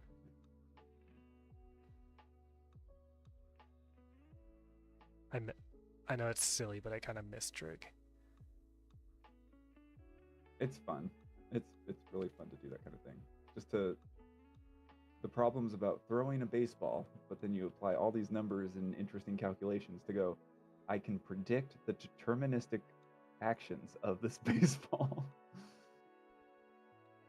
Isn't a baseball more quadratic stuff? Because of the curves. I mean, trig is also using curves. Same idea. Fair. The easier math is to do it with triangles instead of curves. I got a refresher in trig when I was doing solar shade calculations. So trying to understand what angle the panel should be at based on where the sun is and the angle the sun comes at the earth at different seasons. Mm-hmm. That's fun stuff. And then it turns out that there's this little special gizmo that they just put it down and then you can put your phone on top and take a picture and it'll show you where the shade would be. There's a computer that does it for you. Oh, perfect. That was a fun afternoon. But at least you understand how, so that if the computer decided to get it wrong, because let's be honest, they're not super aware. Yeah. So if the computer screwed something up, you'd be like, well, no, this clearly isn't right. Hold on, let me check its work. Well, my favorite part was that my calculations were accurate based on what it said. Okay, I know that we don't want to talk politics, but I have to. This is totally related to the math thing. I have to mention this about the tariffs. Oh yes, the math. Do you know how it was Yes. calculated? Yes. Like, I was dying when I'm reading about this calculation, and then the formula that they sent out afterwards to try and make it seem more complicated. Yep. Had two numbers on the denominator that if you look at what numbers they are, they arbitrarily set them to make one. Yeah. So one's 4 and one's 0.25, Yeah. so that they don't matter. You're like, okay. I feel like we might have watched the same video about this. Or did you read Is it? it that guy on CBC? Yeah. Yeah. I It was love fantastic. I love I was those segments. I watch almost all of them. Yeah. He's great. He's great. The formula that shall not be named. Yeah, pretty much. Yeah, absolutely. Like, everyone in the house had just gone to sleep when I started watching it last night, and I was trying so hard to be quiet because I was like, this is a nightmare. Are you serious? That's how simple we're trying to go about these things nowadays? And then, the last step at the very end of like, so these are the countries that by that definition there, MapleSat too. By that definition, these are the countries that are being ripped off by us. So we charge them tariffs. What? Now it's going out the window again. And we're seeing it. We're seeing it in the stocks. Are your stocks doing okay still? They're at like an all-time or low there right now. Yeah. Like everything Correction else. since COVID kind of thing. Yeah, pretty much. Nothing concerning based on where I work, right? Like Right. Yeah. not over. Yeah, there's not a lot of physical products that you have to worry about in that side, No. but So yeah, it's just Uh, oh man. you know what? I was dying. I was like, oh, this is too good. This is too good. You know what's really funny? So Nintendo is selling the Switch 2 directly to consumers now. So you don't have to Right, go because they want to deal with the markup or the I forget what it's called now. The people that buy and then resell. Yeah. And they have like a really crazy way of being eligible for the pre-orders. Like you have to Don't you have to have the online service for a year or 6 Yeah, months or something? you had to have it for Yeah. it, but you also had to have it report that you've played at least 50 hours of games on your Switch as well. So like you actually play your console. So they're doing all of that, and then the announcement about the tariffs happened, and they are not allowing any U.S. residents to do pre-orders directly with them at this time. Nice. And I'm like, oh my god. Yeah. It's a Yeah. pricey system this time though. Well, I mean, It's I didn't see all the functionality. Is the Switch 1 also a Wii U type interface with it? That was like a rumor before they announced everything. no, Oh, okay. but they have backwards compatibility for the most part. They're doing a couple weird things that no one really understands, but also a few really cool things. Okay. Like So what? the one thing that kind of came out is if you buy a physical copy of the game, it's more expensive, first of all, than a digital copy, which that's pretty standard, but it's like $90 American for a physical copy of the game. So that's an expensive game. Yeah. I mean, I don't know. If you look at most games coming out on Steam, it's pretty on par with what most people are starting to charge. Yeah, but you take that and then you're not getting a physical card. You're getting a fake physical card that just connects and checks with a server to allow you to play the game. Meaning that even if you buy a physical copy of the game, if they shut down their servers, you can't play the game anymore. But that's not on all of their games. It's on some of their games. And like, I don't like that at all. Because unlike Steam, who has a reputation for keeping things on it forever, Mm-hmm. That's why it's such a popular platform for digital games, because I bought games Because it when I gives was consumers what they want, like, and we want to keep our games. yeah, back in the day when I bought a game, I can still go and play those games if I can get the compatibility to work on my computer. Okay, so recently I was loading up Kingdom Under Fire. I don't know if you remember that game. It was originally built for Xbox 360, I want to say, and it, unfortunately the port to PC is terrible. It actually only has partial controller support, which makes no sense since it was originally a console game. So it's not terribly well played, but you can still load it up on Steam. Like it still works. And Available. Nintendo does not Can't have a play it. good track record of that same functionality. They like to shut down their online stores and then you lose access to your games. Yeah, Which is why I've I don't like always, for a lot of my games, I will buy a physical copy of them so that I Mhm. know that the console doesn't just become a brick in the future and I can always still enjoy it. Right. So that's one that I personally really I mean, dislike that's that part they're of why doing. I think a lot about how server setups can work, and if we could figure out like persistent community servers or something, that'd just be nice. Yeah. Because like this game, this is a good example. Like we're leaning into the fact that we're gonna have to have dedicated servers based on a lot of underlying mechanics I want to keep, and so that comes at the price of figuring out how to keep funding those servers, Yeah.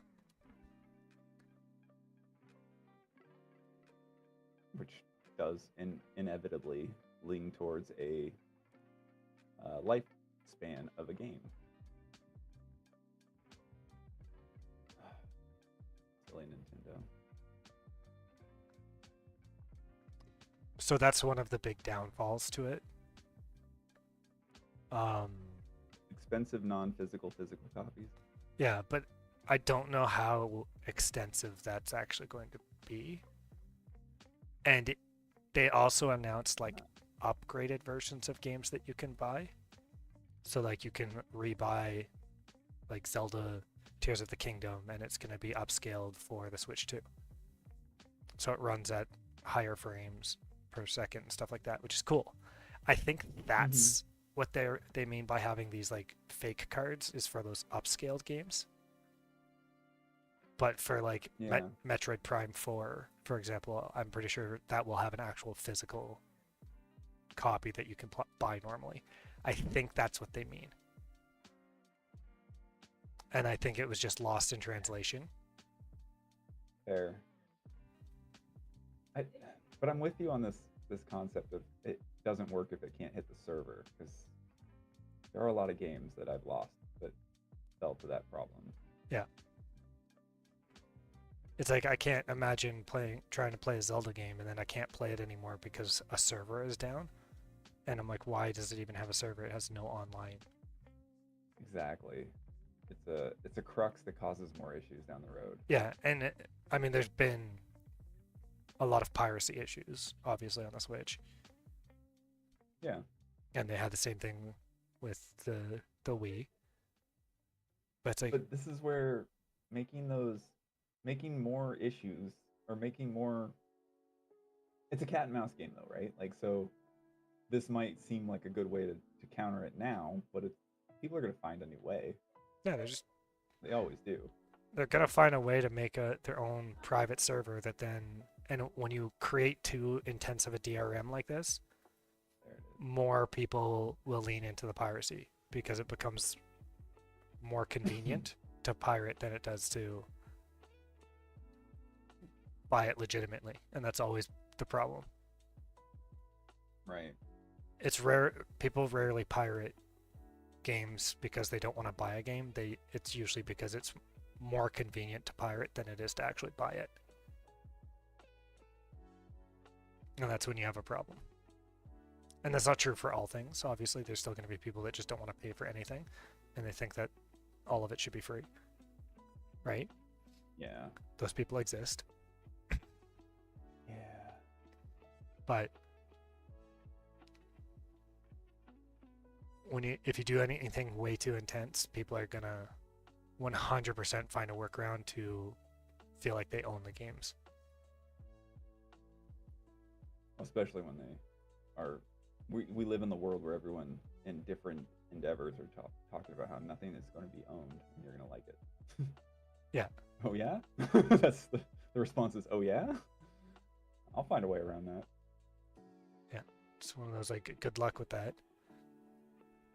You're not going to tell me how this plays. And on goes the cat and mouse game. But like I remember in the era of the Nintendo Wii and the DS, piracy was like everyone and their dog was able to do it and did it, Yeah. right? Because everything was just so difficult to get access to.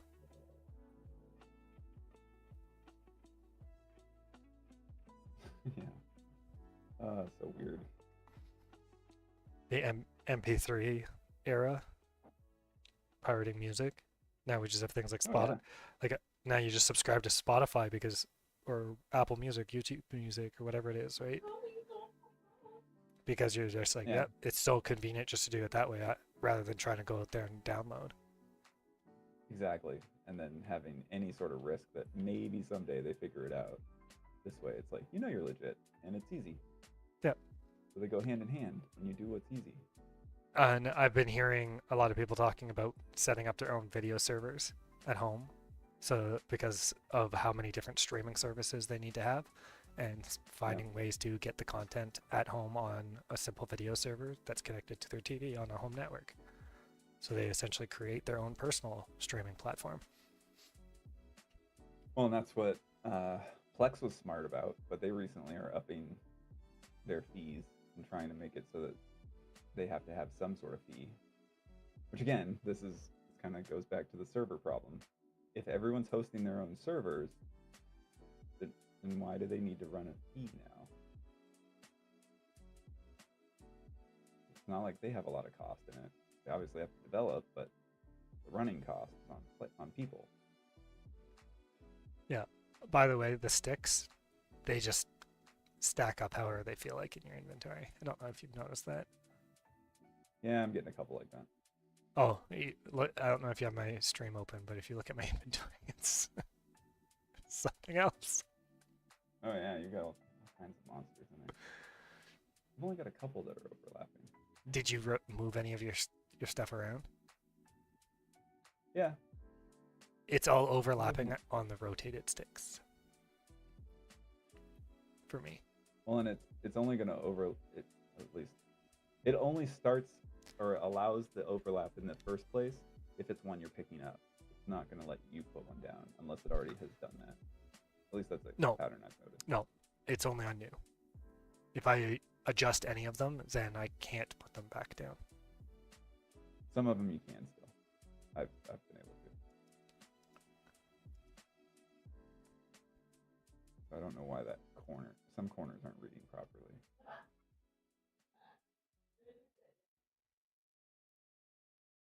Do you and Junie still play Minecraft a bunch together? We play games on Monday. I'm actually gonna set up a desk in the corner for her again. Because the only reason we're not playing a lot of Minecraft is because we have to be in separate rooms. And it's intended for us to be doing this thing together, so I want us to sit in the same room. So like last week we were doing Hyrule Warriors instead. Nice. They have a new one announced, by the way, for the Switch 2. Ah. Based on the war from Tears of the Kingdom. Oh, gotcha. I won't know it. Guess I gotta play that one finally. I kind of got to the point where I was like, oh, you're gonna make me do this like mechanical thing all the time. I don't want to do that right now. You know, putting all the parts together over and over to solve new types of challenges. Yeah. I like the first one when you go in and it's, okay, so this one you have to interact in this way. This one you have to solve this type of puzzle. This now it's, all right, here's a weird block and figure it out. All right. More often than not, build a ladder, climb over. It kind of works. Honestly, I just built a fan bike and then I flew wherever I felt like in the world. See, and that was the other thing, is it's so open-ended, and isn't it? Because I literally got not far enough to know, but isn't it at a point where you can build build a template and then freely keep building the thing? It's not free. You have to have a certain resource in your inventory. Oh, okay. So it's not just you can do it all the time.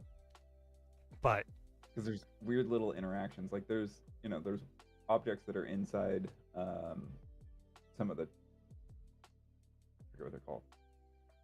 The shrines. There we go. That you aren't supposed to take out and have in the world, but if you fuse it to a weapon, it doesn't know you have it. Yeah. And then you can go and break them apart later. Yeah. I'm like, this is the stuff that I think about all the time when I'm working on the game. I'm like, if I do it this way, I lose like 50 minutes thinking about what happens in this other case. what is this? There's a lot of glowing. Is that well that you talked about? A mana well? Yeah, probably. I Yeah. haven't seen one yet, so I found the right spot. There's nothing but a bunch of floating runes. Correct. That's all there is right now. Beautiful. I like it. Really wanted to make something that glowed above, right? Because that was that week's feedback, because we had a lot more glowing down below, and then it was like, well, the upstairs sucks. So for now, it's glowing to make sure that you understand it's there. It'll be fleshed out quite a bit more.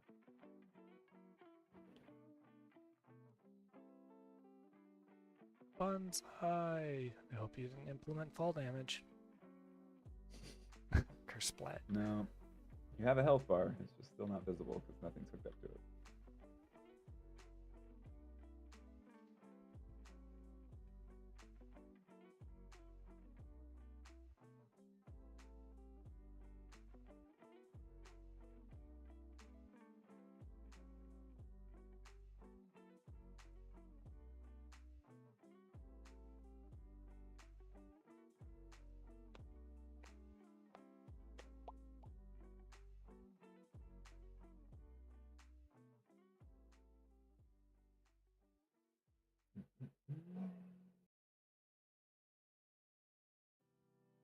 Do you have any goals for this upcoming week yet?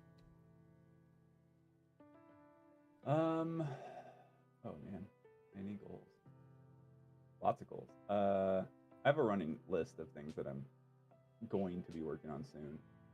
I have, obviously, I have to fix the little goofy things I did in the Avatar skin stuff. Yeah. But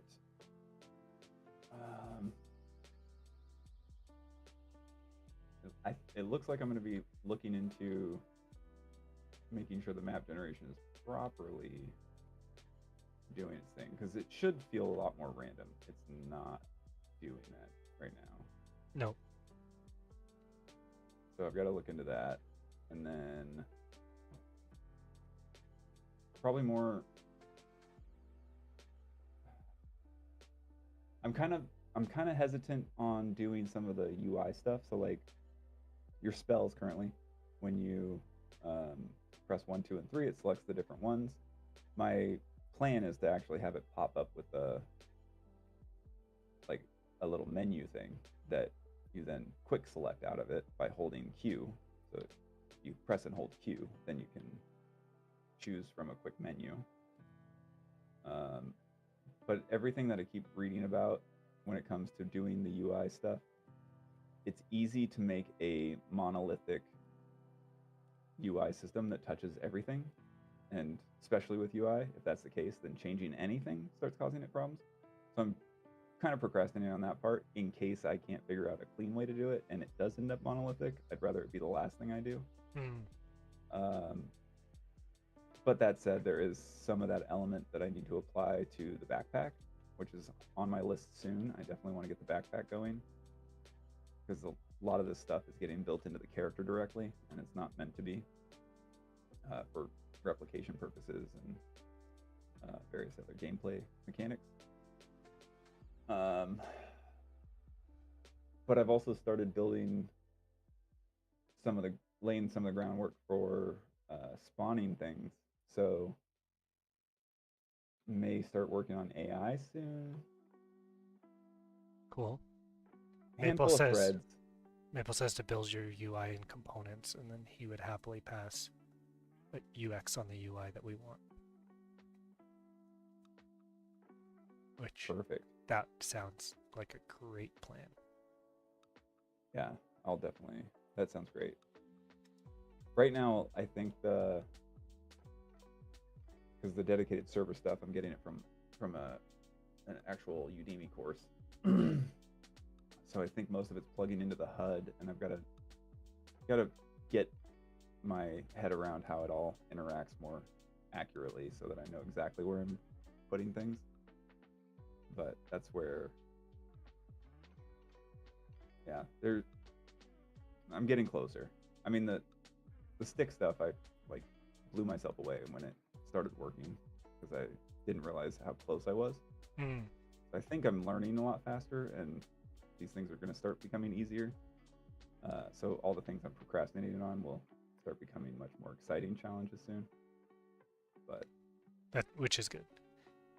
Yeah. But I think my first main focus is going to be getting more of the items working, because now that we're picking up sticks reliably, I'm obviously going to have to play with the backpack and get them to stop stacking improperly.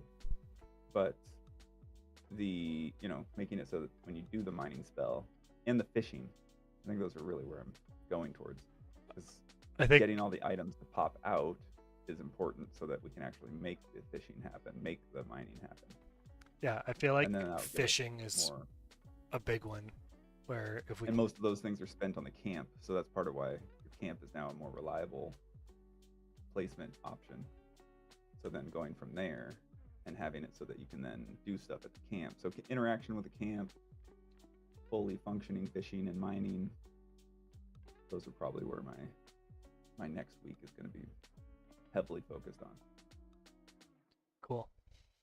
There's a bit of a jousting match because it's like, if I don't know a lot, I want to make sure I still get something new to show on Friday. So there's kind of a dance back and forth of cost risk analysis. And keep in mind, even if you don't have anything necessarily to show on Friday, there's going to be a lot to talk about on Fridays. Agreed. Like, yeah. This one's a good example where there's not a lot of new things necessarily to show off, but we're testing out that the replication is working properly. We're testing out that we're able to load in. We're seeing, like, if you saw the last stream, you can see that it is connecting in much better, right? Yeah, absolutely. So it's not super showy, but obviously necessary. Well, and you're not able to use the light spell to bounce yourself off the map. It's nice to not see you stuck in the water until you die.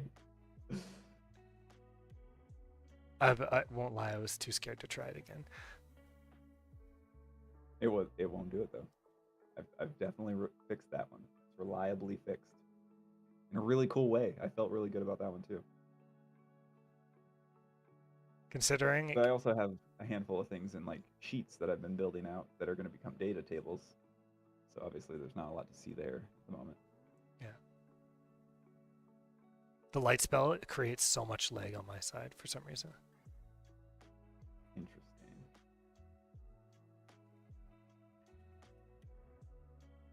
Are you seeing lag when I create my lights or just yours? I don't have any lag right now. So presumably it's just on my end. Putting the third one out real quick. Yeah, Maple concurs with not rushing dev just to show things.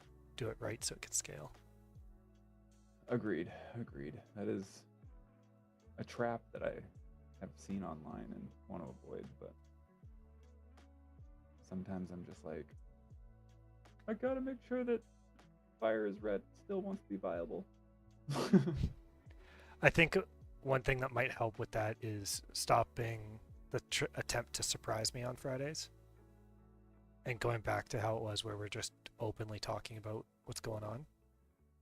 Yeah, and I'm definitely moving away from that because now it's larger emergent layers that are going to be there when they surprise you, and I can't wait to talk to you about it that long. Yeah.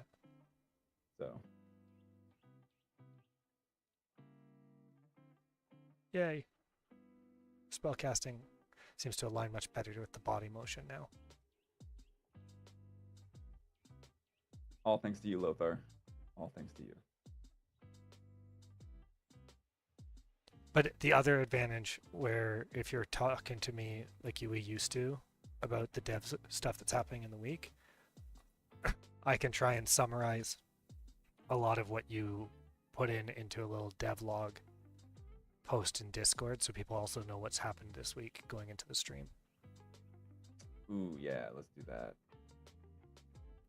Yeah, I think that's a big a big part of it for both of us. We just need to make it more of our public discussion in there so that it's easier for us to not only create content in there but have content being created while we're moving forward. Yeah. Oh no. It's getting to the point that I feel like recording the streams and trying to build simple little videos of stuff is going to be worthwhile. Mm-hmm.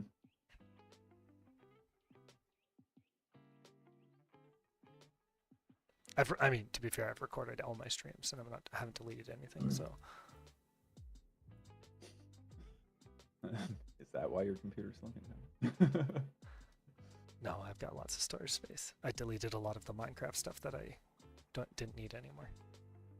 Fair.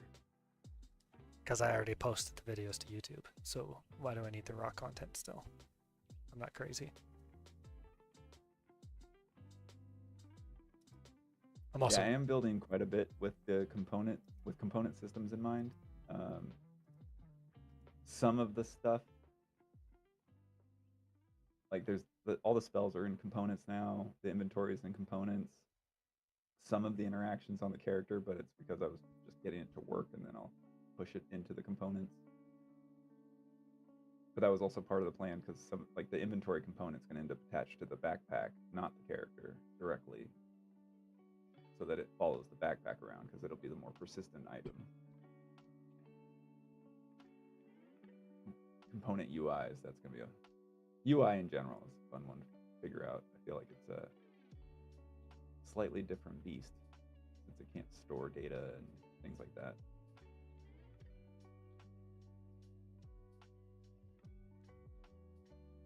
But it also is, I haven't dove into it, therefore I'm letting fear slow me down. Fear is like an ocean. It's miles wide, but an inch deep. Recently heard that.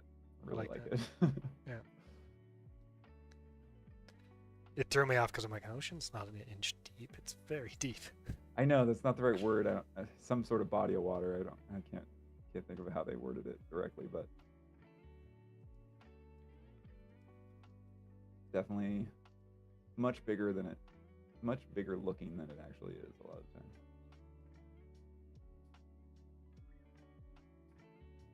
I did it. I made it to where I wanted to. I didn't think I'd be able to. And where's that? A tower. Ooh, you found a tower. Blammo. Is it sunken into the ground like the other one was? I'm gonna check.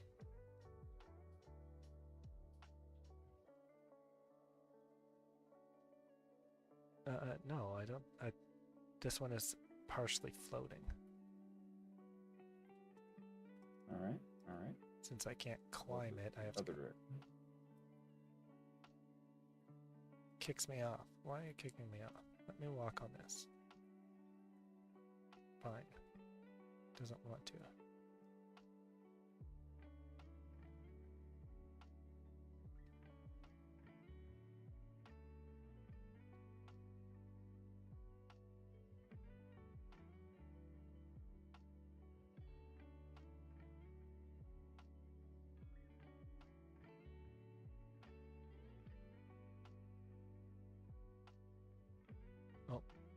really doesn't like you on Okay.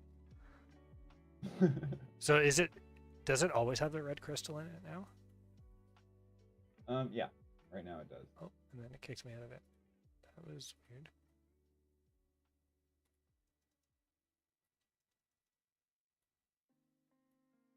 Well, it's that thing I sent you earlier. So that generic package that it's using, I need to figure out how to modify that so that it incorporates some stuff. Right now it doesn't have that. Now we find out what happens when a game properly ends. Yeah, got big red errors in there. Yeah, I'm not seeing you in the queue, but it's saying match starts in 13 seconds. I'm pretty sure that's just an order of operations issue in the program. I think it tries to add, but it's doing a check to see if there's two first, and so it added you, but then when it added a second, it said, "Oh, there's two, so send them forward," instead of adding the second one.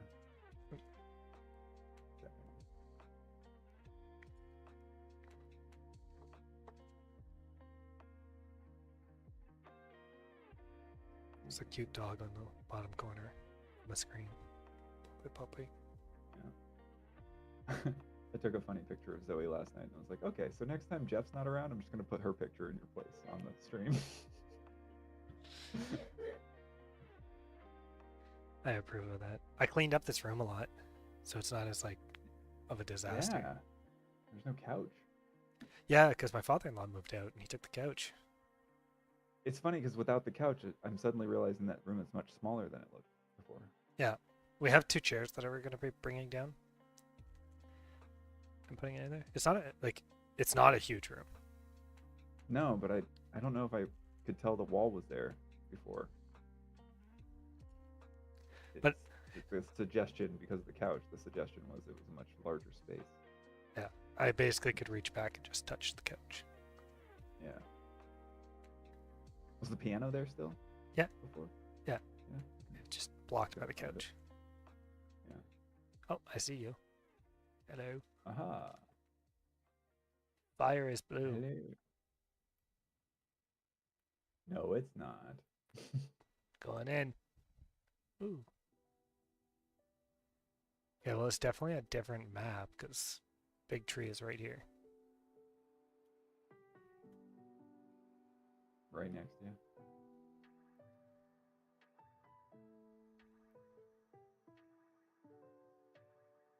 But now I go over and see the terrain near the big tree. Are the biomes all going to be basically the same again? Shouldn't be. I mean, I'm pretty sure there won't be a lot of stuff at the base of the tree, just the way that it's eclipsing the area. But the terrain underneath it isn't tied to it in any way. The last couple times I've gone to the tree, though, it looked almost identical. That's why I want to go check it out.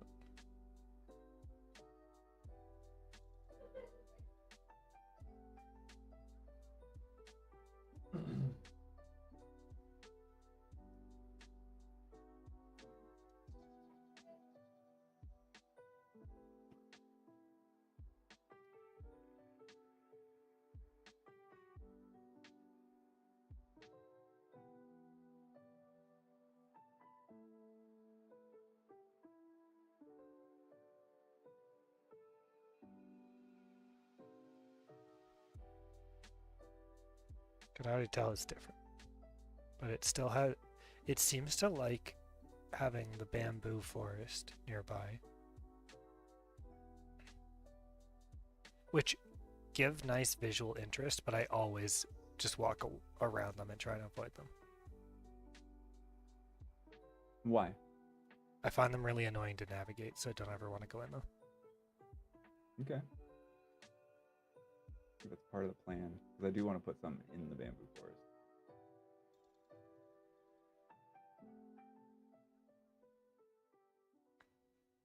So yeah, around the trees feels almost the same every time. Like there's a little bamboo forest nearby, it's a little forest, and then on the side here it's clearing into another big forest.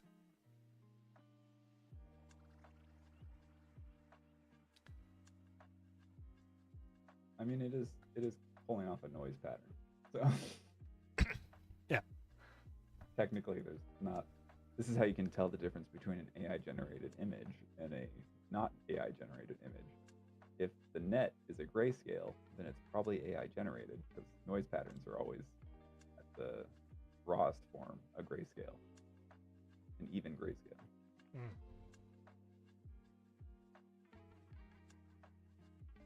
But again, there is a lot that I want to change in generation.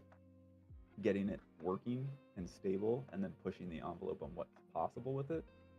Because I think I'm going to open up the planes a bit more. For one example,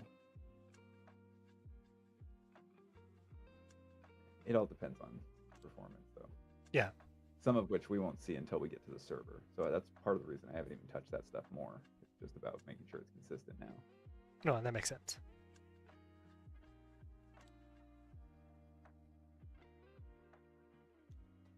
I'm noticing tonight that it looks like it's not saving your location, and therefore it's not seeding your location into the map generation. So something in there is not passing properly. Interesting. Yeah, it might just be a sequence thing too. I gotta figure out, because maybe I'm doing something and then pulling from it without it having a chance to actually update properly. So it doesn't do a second one. Hard to say. That also might look a lot different when there's 3 or 4 players. Things or make it a lot clearer what's happening when there's 3 or 4 players. We technically have the same input location, so maybe it doesn't see them separately because it's the same location. I put up my camp. Little mechanics to figure out. I can't fit mine here. I think your camp's in my way. But this was fun. So if I'm too close to things, and you can see it briefly, it's doing a check to see if there's something in the way. And then if there's not stuff in the way, it's also checking to see if it can hit the ground. So that you can't float your camp. And that was fun to do. Much faster than I expected it to be. So it's nice.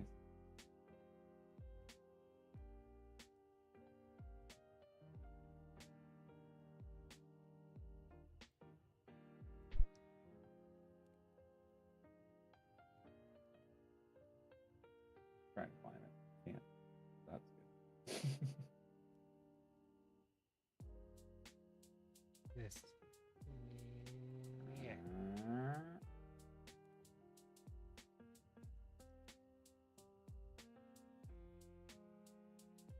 Yeah, and that's another thing I got to put in, is make it so it actually interacts with each other. Because right now they don't do anything if they were to hit you. But they will need to.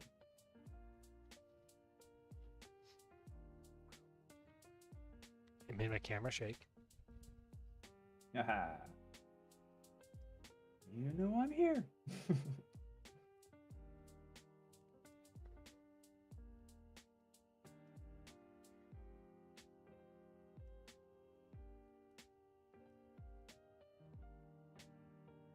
So I can't mine your camp.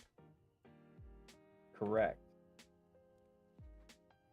But it will be something that if you are a more designated PvP character, that's what I anticipate it doing. Instead of you being able to attach it to world objects and collect items, they'll be able to put it on people's camp objects and collect resources. And siphon off their resources until they find it. Exactly. That's fun. So be careful what you leave in your chest at camp. I heard PvP mess up.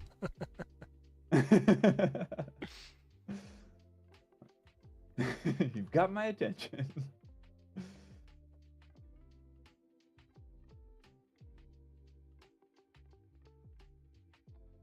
I do really like the mechanic concept of like you attached it to a tree and it's gonna spit out wood.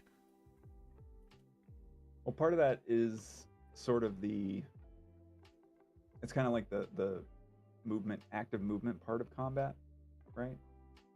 It's kind of my idea. I want it to shoot what you want and maybe objects that try to hurt you as well. So you've got to face it but bounce back and forth. Again, and then things might spawn at times, and if that's lining up at the same time, then you might run out of your spell time. Like it'll call itself back after, because there's a time to live on them.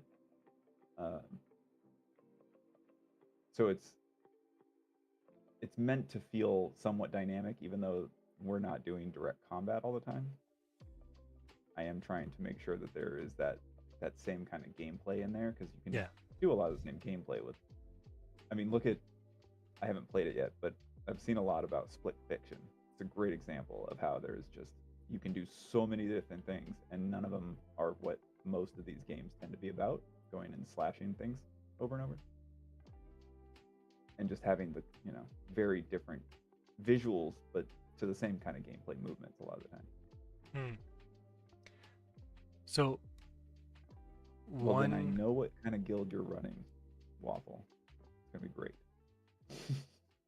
One thing that bothers me right now is I have an aimer square, and when I'm shooting my spell, it is not centered on the aimer square. That's what I was talking about with the trig stuff. Yeah.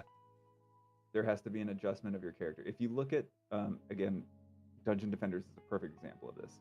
If you get too close to a wall, your character turns to the point where he's literally pointing at the reticle. And it looks kind of funny because your character's like not facing forward at all. Yeah. But that's that trig function that I got to put in there, where it auto rotates based on the distance to the object. I know where I'm going to put it. I know how I'm going to put it in there. I just haven't done so yet. Because at a certain distance, they get close enough together, it won't matter. So that distance then has to have some sort of trace. Yeah. And then it's just going to do a quick tangent to determine based on the offset from where you are to the distance it's reaching. And then it'll twist when you go to release the spell. So that is something I'm building for. I noticed I forget which character it was, but in Marvel Rivals, similar sort of deal. If you get too close to the wall, all of a sudden there's a red reticle that falls off of the center of your screen because your character can't turn that far. So there's a couple different ways to sort of implement that, but it does require a bit of a constant correction to make sure that angle works. Alternatively, something like Steel Hunters, which is just coming out, they did third person where the reticle's above your character, so they don't have to worry about the trig mechanic. I don't like that. I like the character off to the side, so I'm going to work on the rotation side of things instead. But yeah, I agree. That's why I also made it a square, not a reticle. I'm not trying to promise you that it works properly yet. It's a guide. It's a suggestion. It does hit within the square every time. Yeah. So. Because it also isn't as tight as when you're facing your object. So when you face the spell, you have a much wider range than what that reticle is showing. So a lot of that feedback is not in there, but I have a lot of it mapped out to how I want it to work. So it will be in there, and that's the kind of stuff. Again, I don't know if that's this week. I'm probably going to focus more on items, but in the next couple weeks, that'll be something that gets cleaned up. Got it. Because it has to be reliable, especially if you're shooting each other to buff each other. So I want it to properly work. I need to take like 5-10 minutes to go be a dad and get my kids in bed. So I'll be back. Yep. Sounds good.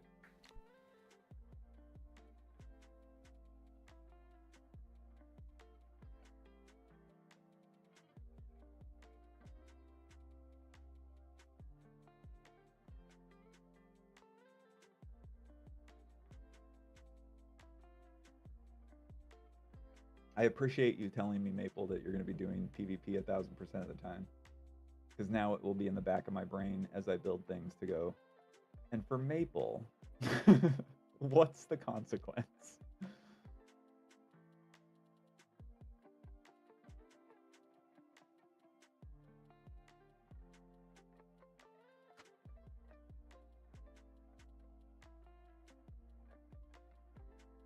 Mine are placing pretty well right now.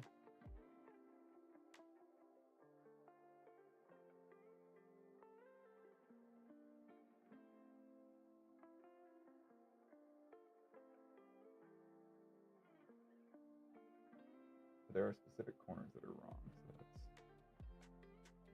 probably something I can find in there.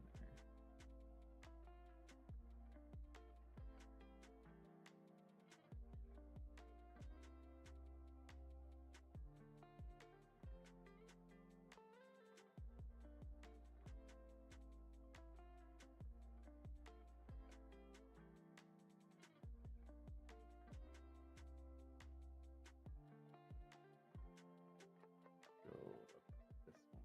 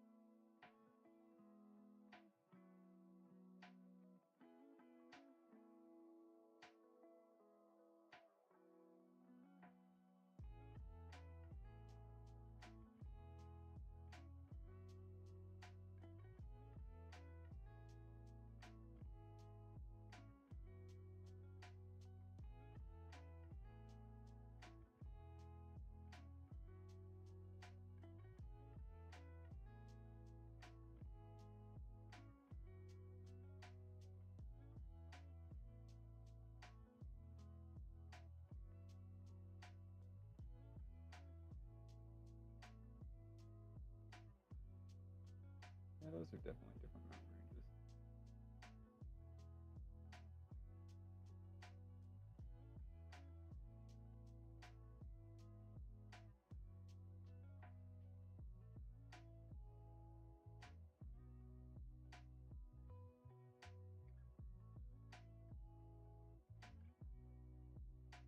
Pockets everywhere.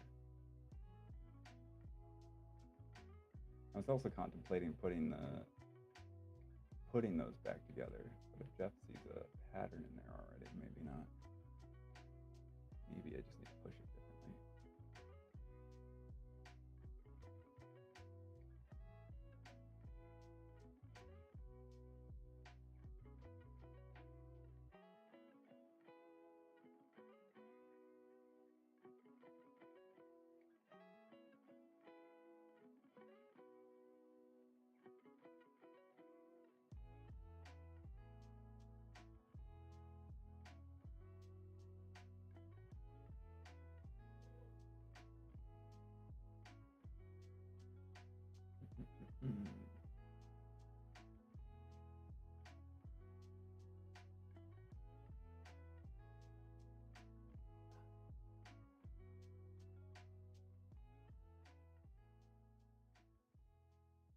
What else we got out here? See if the tree's there. And I can bet that the obelisk is over this way. Which means... Oh, I want to find that other one because Jeff saw it last week. But didn't get to appreciate it. Because we were having server interaction issues.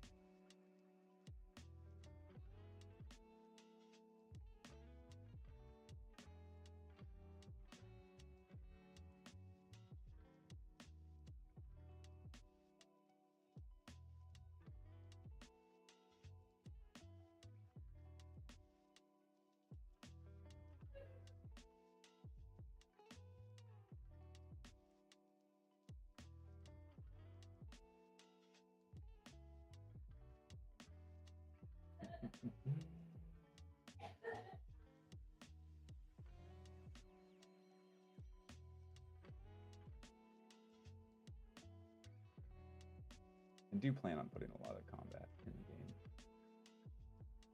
not not the only path through the game, but definitely a solid way to spend time in the game.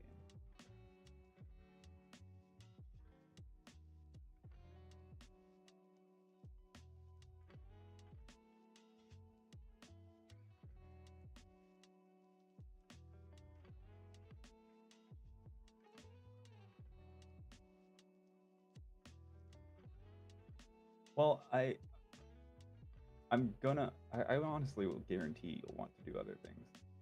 In a lot of cases, I'm building it so that things sort of are in the way as a distraction, right? So you'll be like, "Ooh, I'm gonna go kill that thing," and then halfway through, be like, "Oh, look, there's 3 other things to pick up," and it'll be easy to get sidetracked.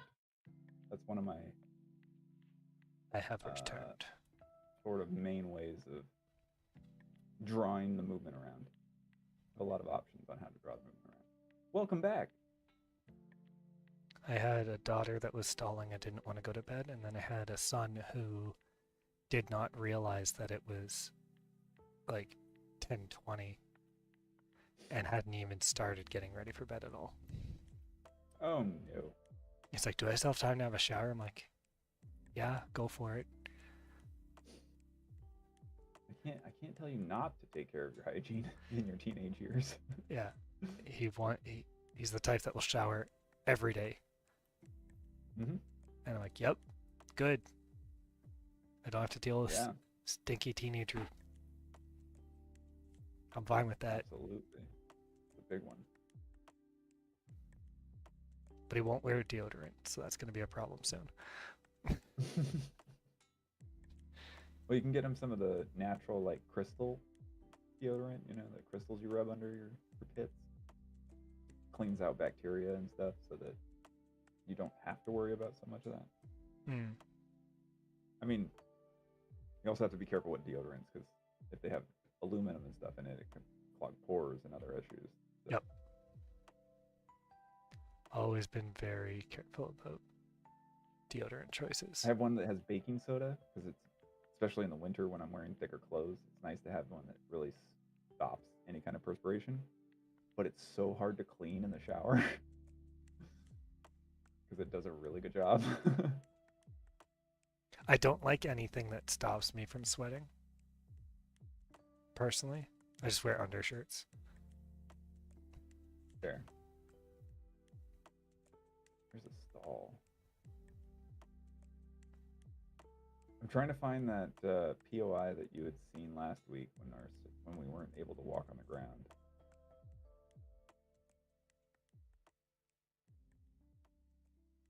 Because you haven't really gotten to play with that yet. Yeah, I'm trying to find any type of POIs.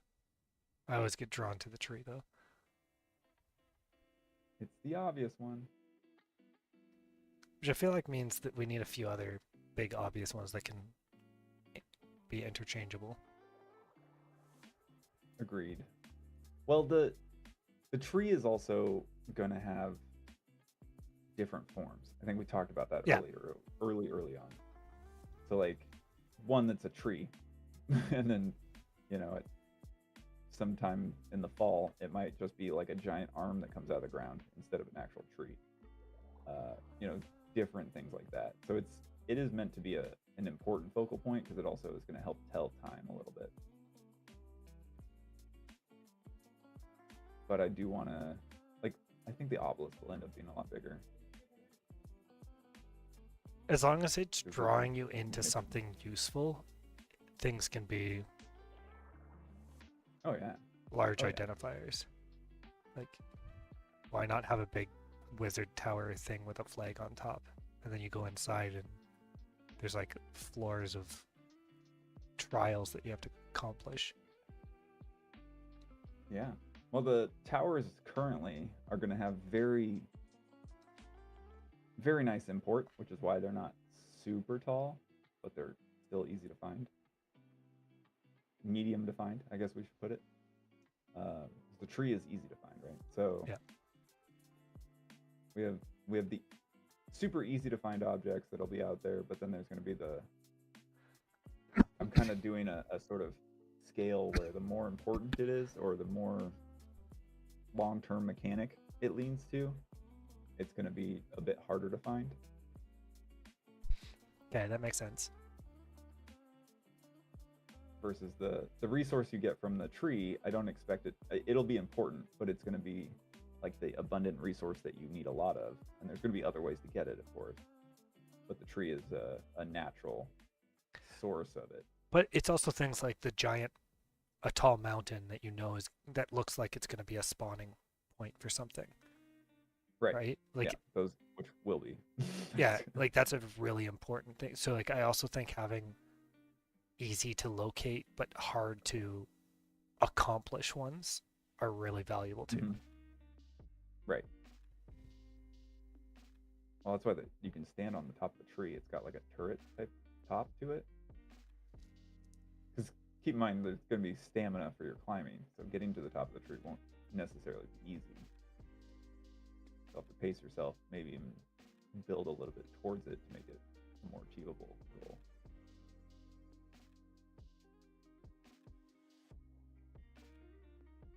Where did it go? But I do want, for most part, things to be like you can see them in the distance, but when you start to get closer, it'll become a bit more obvious. So like this is where the runes, they're visible from a little too far away, but only if you're not too, only if your angle's like parallel with them, really, right? Because they kind of get hidden by trees very easily. Yeah. But they glow so much It's that you can see them. Perfect that you were saying that, because I literally saw some in a forest because I was on the same level of them as you were talking. Exactly. So that kind of thing is like, I don't love how they are right now. I want the runes to be quite a bit smaller, but there's nothing in the middle to also be there and make it more obvious. So they're a bit more pronounced than I want them ultimately. But it's in that realm of where I'm like balancing the glow versus the size to really get your distance and your awareness in line.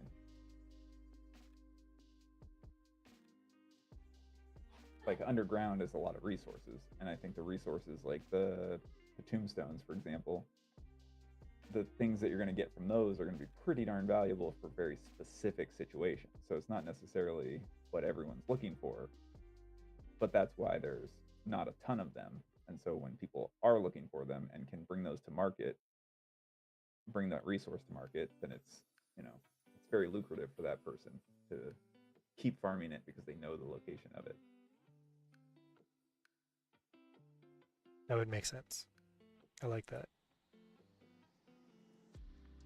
You never truly have a monopoly on something, but the knowledge of having found a path to and from somewhere gives you an advantage to kind of have a pseudo monopoly. Yeah, because I've been playing with, you and I have talked about this for probably going on a couple of years now. I do a lot of research and dancing around the ideas of how economies in games are supposed to work, and especially with what's going on in the world these days, I think a lot about the way economies in general work. And so there's going to be a very clean supply and demand to a lot of it. So like the wood, obviously we can pick it up easily. Anyone can be picking it up easily. So it's probably not going to sell well, but there is going to be a high use for it because it's so easy to get. So the demand will be there, but it's also not difficult to find. Versus, crystals are underground, it's going to be a bit more work to get there, or maybe you set yourself up so that you can be there easily because you put your camp down there. That would be, your option as well.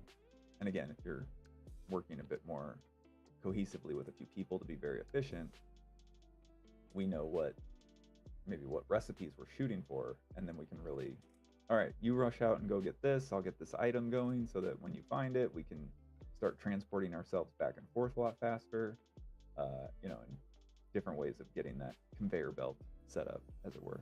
Yeah. Like I saw a stall, I totally lost it once I got on the ground. So that's a good example of how up high and in a clearing, you can see them from a distance, but once you get close enough, it's hard to find. That's something to modify. I don't want it to be that hard to find once you're in the right direction.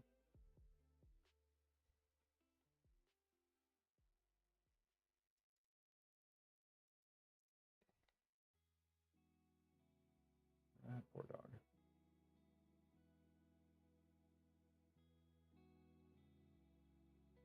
Go up there.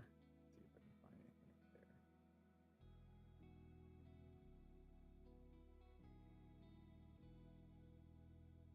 But there'll also be little other indicators, right? So the stalls aren't going to be empty.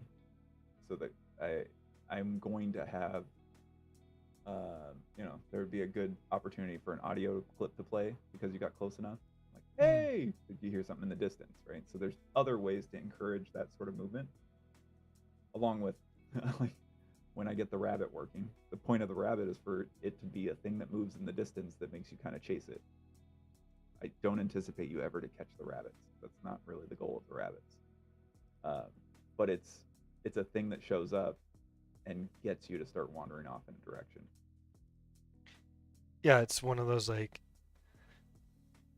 attention span moments where you're on a quest for something and then you see something shiny or distracting and then suddenly you are going down the rabbit hole. Quite literally. Yeah. And then realizing, oh yeah, that guy was waiting for me to return with this resource. I gotta go get that.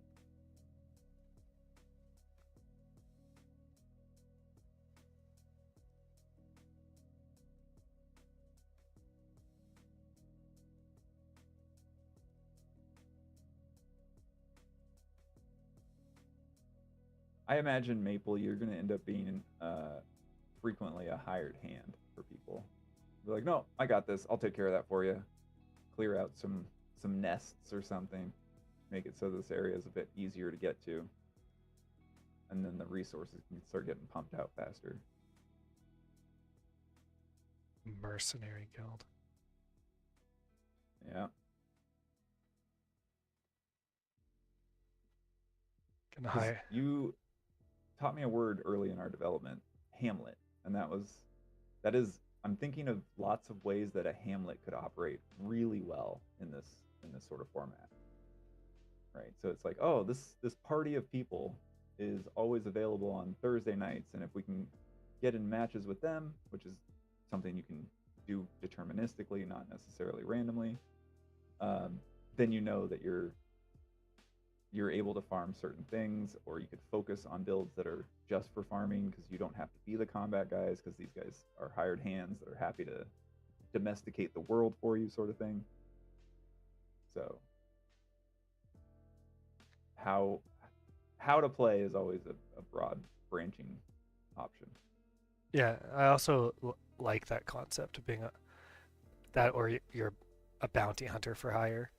So you're going to come in and make sure that if PvP happens, you're going to end it. You're the guy taking care of the bounties. Or you and 3 people, because everyone knows a successful bounty has a team. It's true.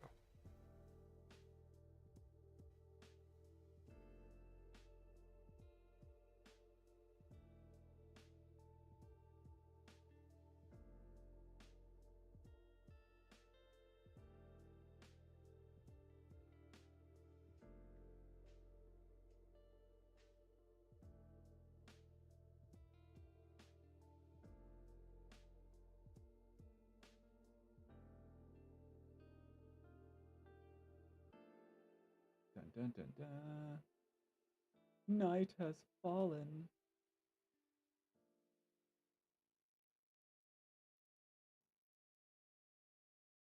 I need to make announcements to that effect. Oh, look, I see the starter island.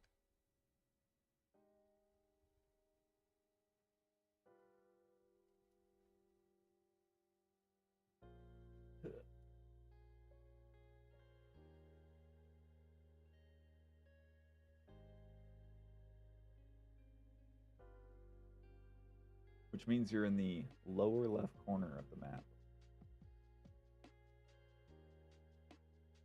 It's like it's one of the few true constants of the map. I like that.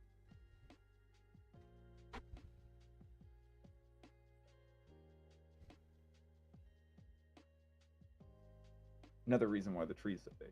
It's like, oh, okay, I'm to the north of the tree. Oh, I'm way south. Okay, it's gonna be a bit before we can find each other.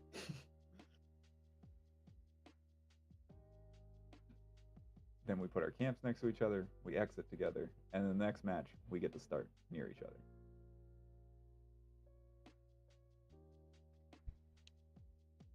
I'm going to the starter island to see if I can place my camp on it. Yes, you can.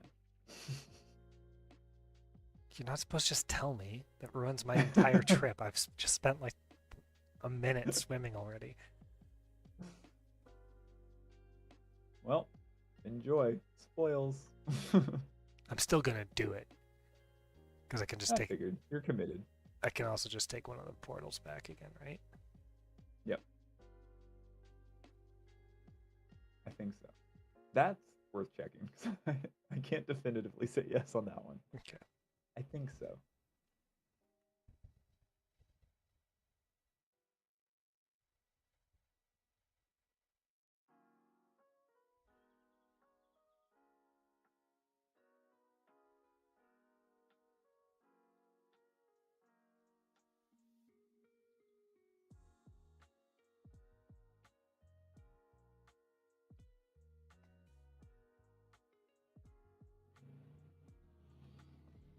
Cool, man. All right. Getting up here.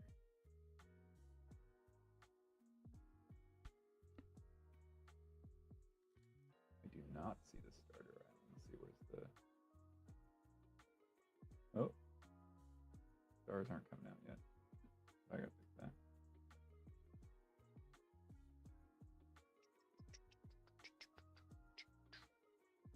Ah, wasn't it?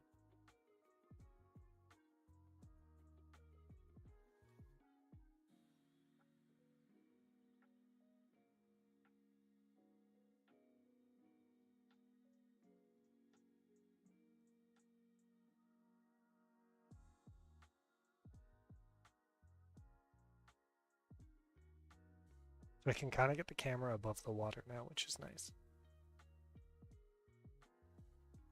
I'm making I was playing with different ways, and I didn't like what I had gotten so far. So I have another setup that I'm going to try for making the camera move a bit more dynamically. So I want it to zoom out when you climb. I want it to zoom out or zoom up when you swim. Things like that, so that it moves to where it should be. Because not everything needs to have the camera so tight on the character. But that was a minor thing that I had an idea on, haven't really implemented yet. I'm getting nervous because the starter island does not look like I'm going to be able to get back up on it. You will on one side, for sure. But there is another side that is not necessarily easy to get up there. And if you're in the water, if you hit shift, it should toggle on your speed boost. It's subtle, but it's there. I already had it on. Gotcha.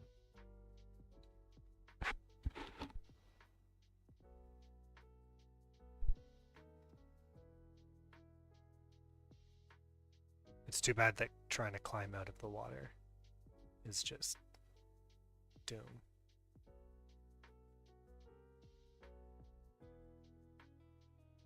I think we already placed our camps, so I don't think you're going to be able to. Yeah, we did. Yeah, your test is going to fail anyway. Oh. Interesting. Oh, you're way over there. Why did I spawn next to the tree? Not very different. Oh, because that's where your camp is. Oh, yeah. Oh, it works. That's fun. That is fun. I haven't tried that yet. Thank you.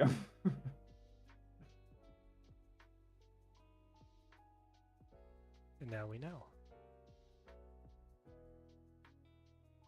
Perfect.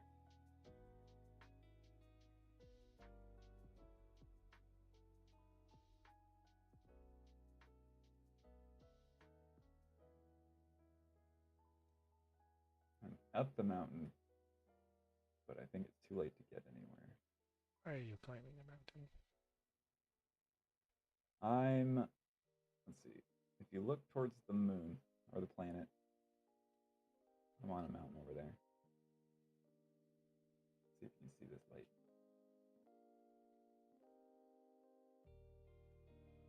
So far away. Yeah. That's the funny part. The first time I put a character on the ground and one on the top of the mountain. And this, don't even know if this is as high as the mountains go. This might be a shorter mountain. But the sheer scale is kind of shocking. It's like, oh, I like this. No wonder the math was so hard to figure out.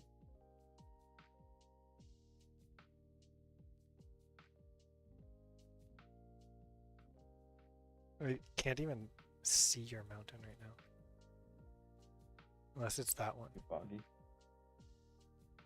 I just keep seeing boulders. Blocking vision of anything. Perfect.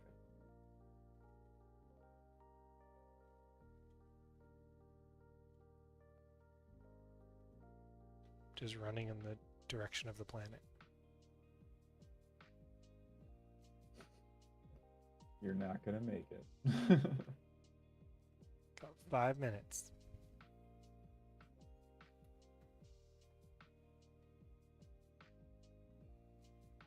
You're like, I've been climbing it for 10. Pretty close. Been up here for a bit though. Where? Oh, where? There's a tower over there. I feel like you're on the mountains in a different direction than I'm going. Unless you walked really far away. Oh, I went pretty far. I was. Because I don't see a mountain Just this the front. direction at all.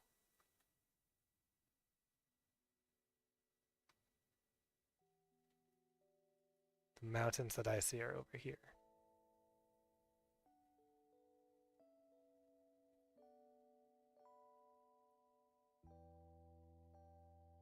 Oh, it's hard to tell. Where's the tree? Find the tree. The tree's back there. I'll just keep on going.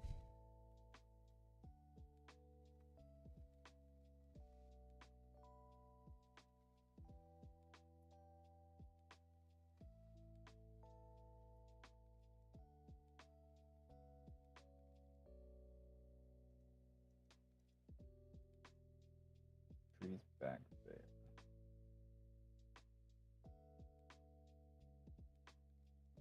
I'm on the far side of the island, so it's gonna be. I just want to see your Tough for you to mountain. go here. I don't even care about climbing it.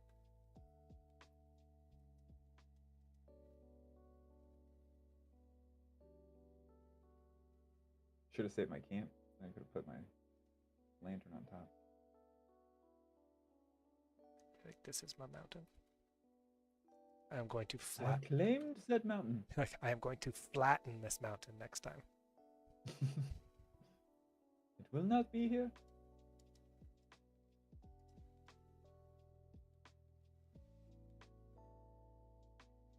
So that moves you over there. So I need to put.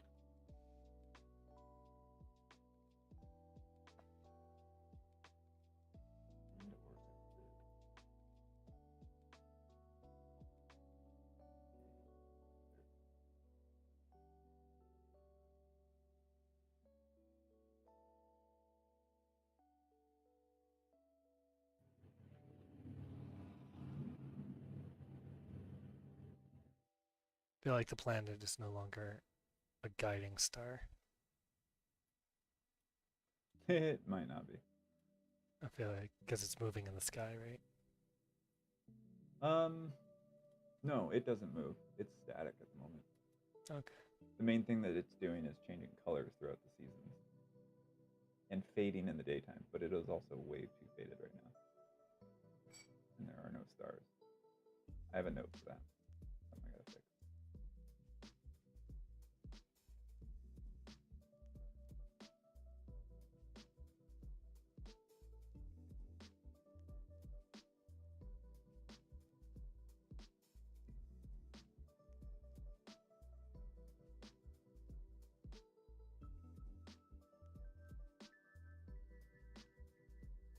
Scale that up. Not gonna see your mountain. I don't think so, buddy.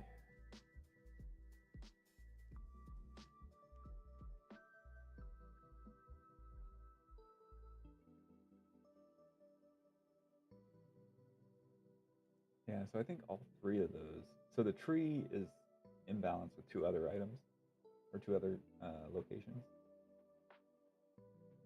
I think all three of them could be big enough to make them obvious.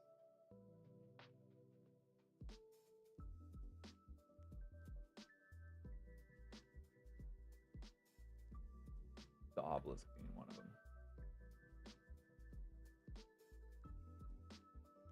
Be a fun, odd thing to see. You're like, oh, there's a massive dark obelisk in the distance. I need to go see if I can get to it.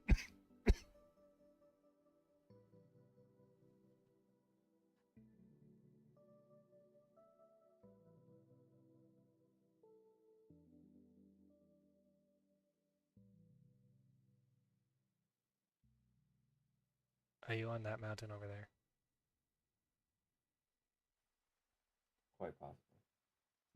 Is that... Yeah.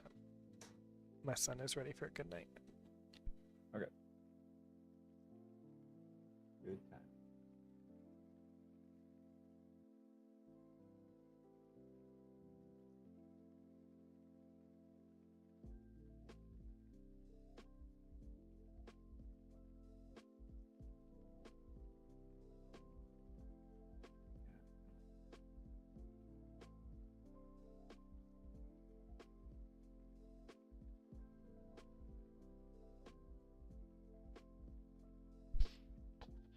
My dog was on the couch and she wasn't supposed to be.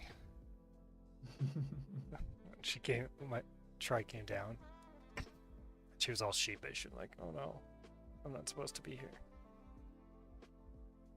We normally have a blanket to protect the couch so she can be on it, but she had a small accident on it today, so it needs to be washed. So she's all upset that she can't be on the couch. But I wanna. The other night we were watching a movie, and like, when we bought our couch, I wanted to get a reclining chair. We got a reclining couch, but like I wanted to get a reclining chair because Dad has to have his chair. Well, my wife was like, no, we have a big dog, so we need to make sure she has her couch. So we had to get a love seat instead, which again, reclining love seat. We were watching a movie, and the three of us, well, the four of us, because Charlie's a Chihuahua, so he's small. The four of us are on the couch, and there's no room for Zoe, so she's on the other couch, and throughout the movie, she's just over there yawning and like trying to make a little bit of a fuss because she's jealous that she can't be a part of everything. So then, of course, the 7-year-old at one point is like, I need a break, and I'm gonna go write on my whiteboard. So she gets up and walks away. Immediately, Zoe comes over and is like, can I get up there? And then just fills the center area and then stares at Junie when she comes back like, that was my spot. I thought having one kid would mean no sibling rivalry, but I was very wrong. Yeah. I had a giant dog instead. That's basically another kid.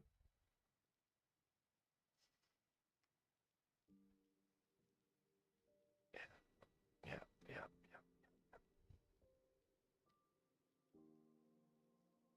Contact on player. Interesting.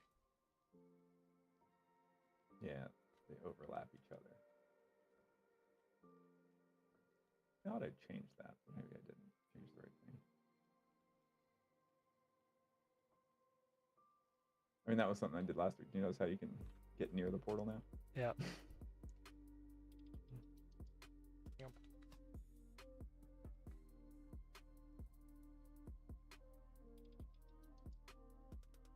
Okay, I landed on top of a tree. I got very scared there for a second. Nerve-wracking. Ah! Oh, okay. We're good. We're... Let's see. Does this feel... Should have taken a screenshot. Of? Just a... Like, just as we go. A couple little screenshots just to so I compare. Like, okay, does this look and feel like the last map? It does not. Perfect. I'm assuming we're getting bigger and bigger mountains because we keep putting our camps together. Or is that not even factored in anymore yet?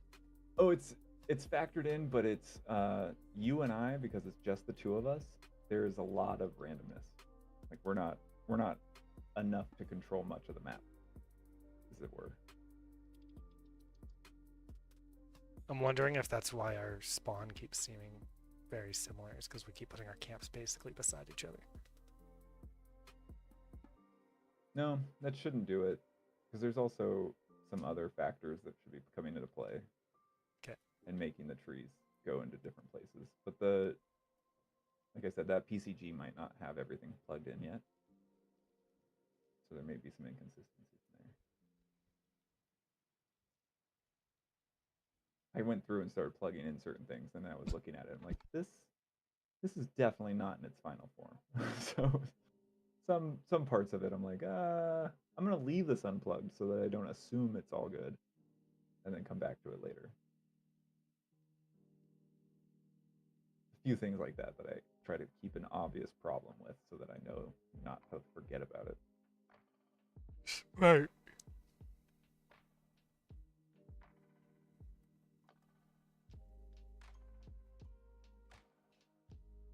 Let's see.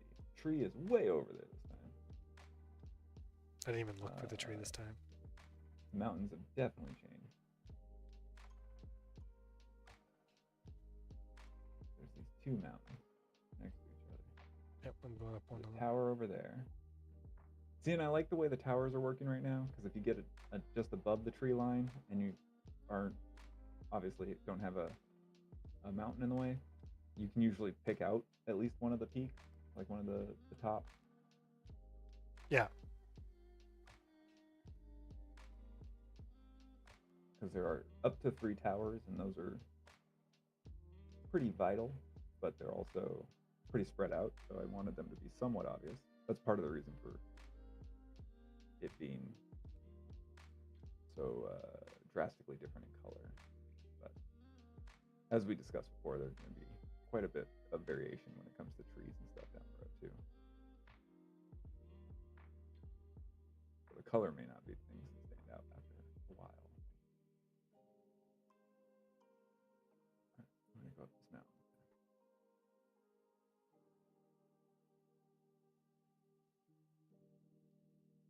Which way did you head? To the mountain. Beautiful. I'm gonna claim it as my own. Well, fine. Are you taking the tall one or the short one? They're next to each other. I don't know. The one that I got to. Okay. When you get in close, you're not sure which one you're on. I know, it's cool. It's like the false summits when you go hiking. You're like, I'm almost, oh my gosh, there's another one.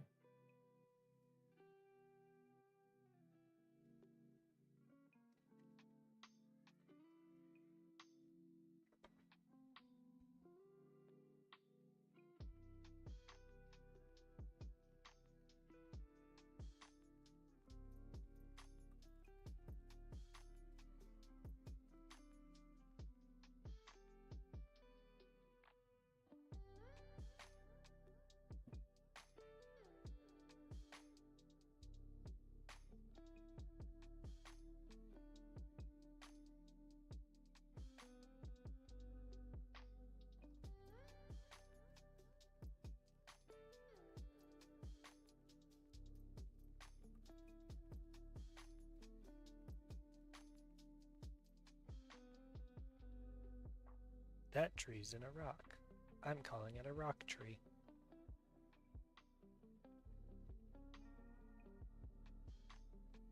Is there a button to take a screenshot? No. I was gonna do it with my computer. This is a big old bamboo forest. Going in.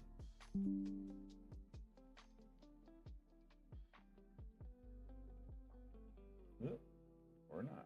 There we go. Now the fun part. Launch the light into the forest. Oops, messed up.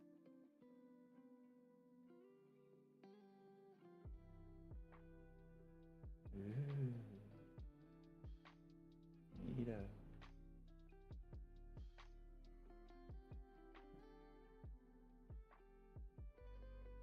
I mean, that's the button, but I don't know if it would work. Would it?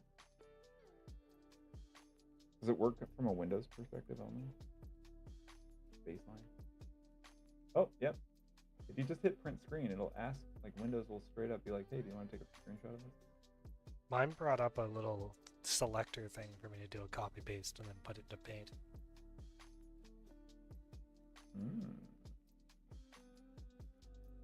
Neat. See? You see how helpful Lothar is? Yeah, He's always got these tidbits. I mean, to be fair, he said that as I had already hit the print screen button on my keyboard. He said it. You didn't. Okay? It's true. So he gets the credit. I was just doing it. He shares his knowledge. Yeah. You hoard it. Yeah. All right, we know what kind of guild Jeff's running. Solo. My guild for me. What's the name of your guild, Jeff? Me, myself, and I. Back off. No. See, I get to the top and then it just knocks me off. It's really frustrating.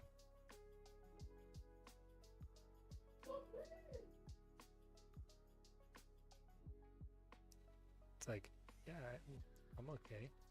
Oh, and now this time it just decided to keep climbing. Okay. It climbed on the grass and then kept going. Yeah.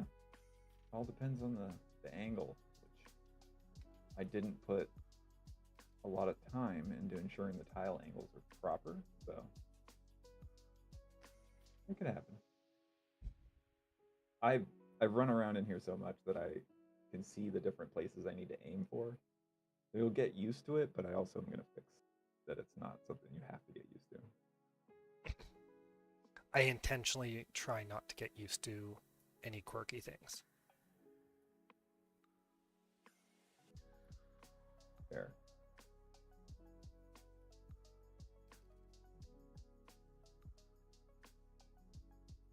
Where did I go?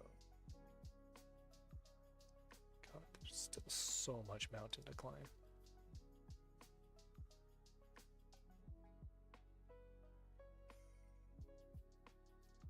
Oh my. Am I stuck in a loop? A little bit. All I see is black on your stream. I don't know what's going on. I was climbing and I climbed myself into like a cavern that keeps me stuck here. And then you can't light it up. Yeah, because my spell can't be cast when I'm climbing.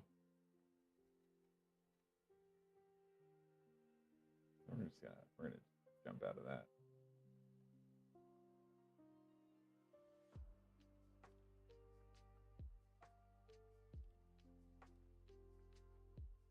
How deep is this hole? I'm not climbing. There's part of the problem. Oh, this is still okay. Oh my. What have I gotten myself into? Ah. You're in exactly the type of thing that the light spells frustrates me in. One of those scenarios. It's like I fell or I'm in a very dark area and it serves no purpose in that spot. I wouldn't say no purpose. I found my way out. Thanks, Light. I'm appreciative. I'm appreciative.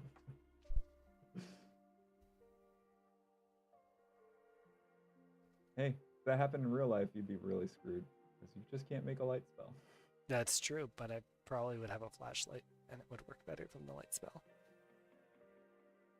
Yeah, because it's mechanical. Do you not understand magic?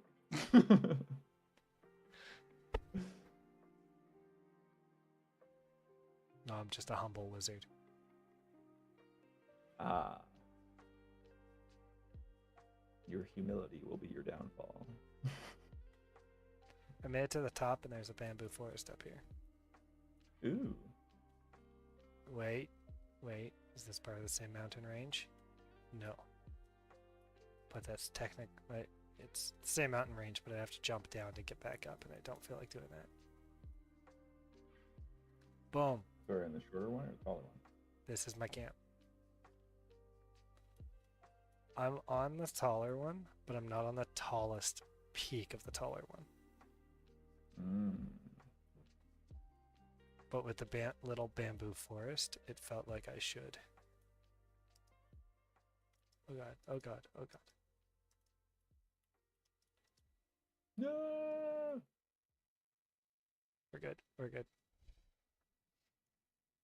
It felt like the right place to put my camp, even though I'm going over to the taller peak. I think I was at the exact same spot you were. Climbing up the side.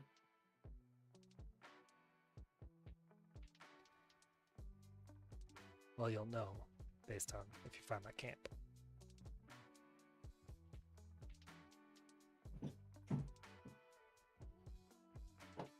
No. Lay down.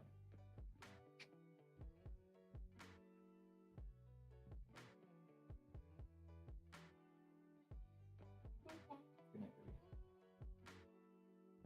Love you.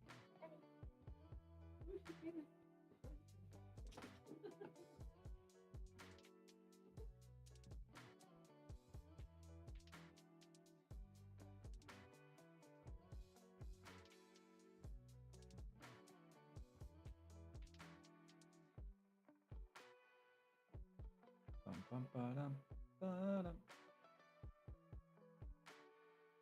I've noticed my forward momentum in a jump is not capped anymore.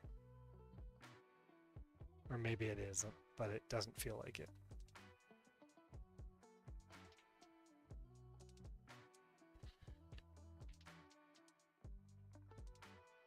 I don't know that it was capped before. Yeah, you used to not be able to keep going forward. You just stop and go straight down. Oh.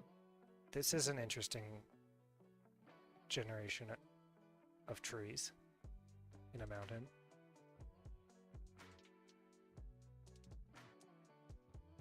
What's going on there? This is definitely Forest Mountain. Yep. See, I expect to find lots of those when we have like 3 or 4 more people join. And be like, look, there's this weird corner. Okay, all right. The corners of the map that I can't possibly find by myself.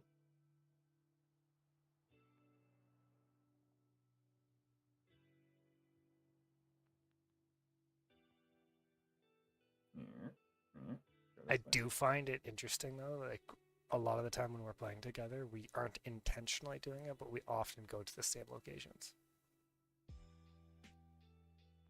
Yeah.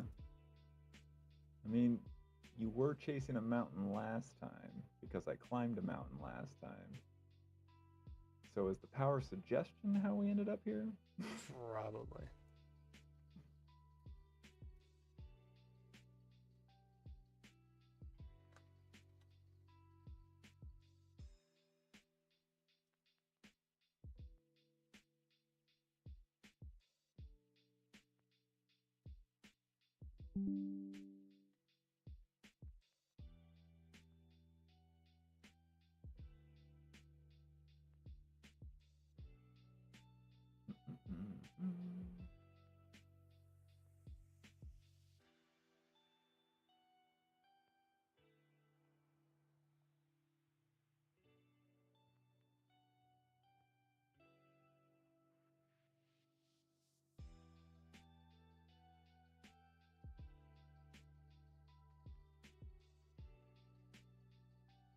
Starting to try and grab more screenshots. Call. I see a lizard's tower. I see the tree. I see the starting island.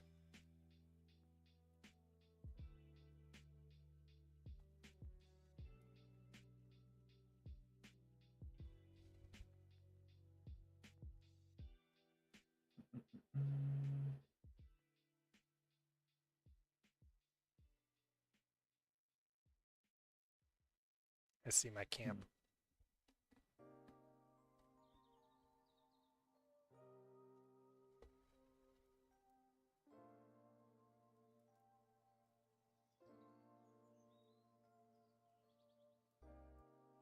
Oh, there's a tower like right next to our mountain. Neat. Where? On the other side of that mountain that you're looking at.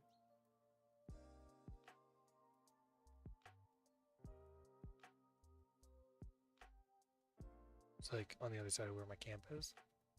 Yep.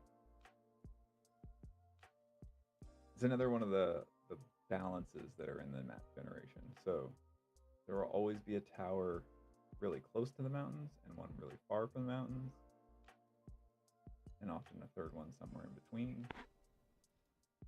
So I see the one that's far from the mountain.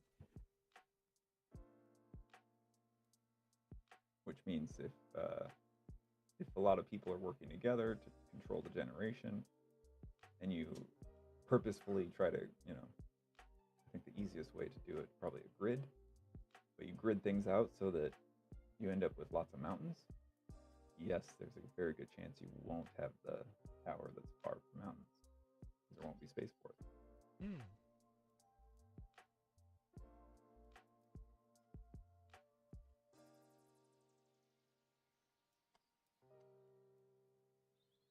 I think a lot of it comes from the fact that, like, as a kid, my favorite books were choose your own adventures. Like having that, oh, well, if I go left, what can I get? And like, locks you out of certain things. Or I remember one book, it's probably the last one that I read before I started getting too into the meta of the story. And because I chose something and it was near the end of the book, and my choice led me into an elevator that instantly got my character murdered. And I was like, okay, all right, I need to start making better choices in these things. And after that, I think it was just regular books were the way to go. But that was I need to make better choices in these things. Or reading regular books. Yeah, I need to take choice off the plate. Well, because I don't know if you've seen it, but I do the same thing in like Minecraft and stuff. As soon as I'm like, oh, I don't know about this area. Is this the ideal area? Is this the right area with everything? Valheim's a great example of that, where it's like your start island could be just plains. I'm gonna have to check the seed viewer and make sure that I'm gonna have a couple bosses nearby, and the choices need to matter. So. I like the sense of adventure.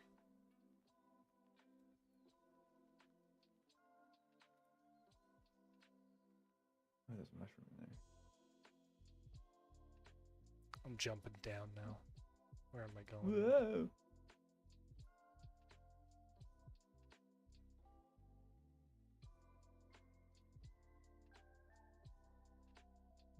Yeah, you are. I see you. I found you.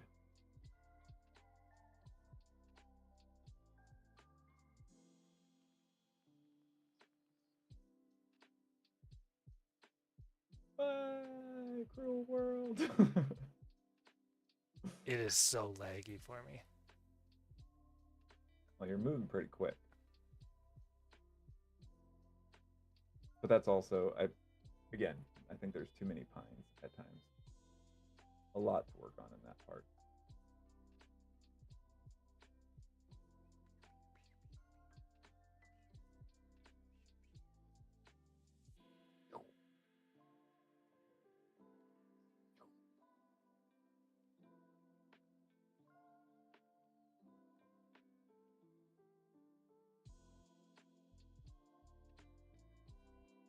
It was a deep crevice.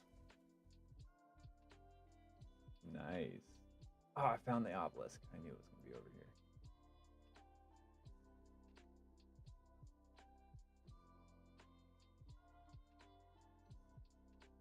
You've gotten so good at finding the POIs. Just a couple. Just a couple of them. The tree will never be near mountains. It's very similar to the tower distribution in that way. I don't think the towers actually care about the mountains. They just, because they're so spread out, they'll often be one near mountains if you have some. Mm. But the obelisk will often be near mountains.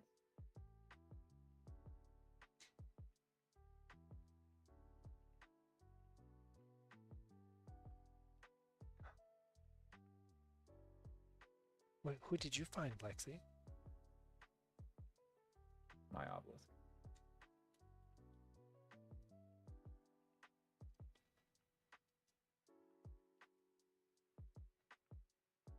Yeah, I can definitely make that bigger. It'd be way cooler. Did you claim Put it some with rings your around it too. lamppost? Yep. Good. It's mine now.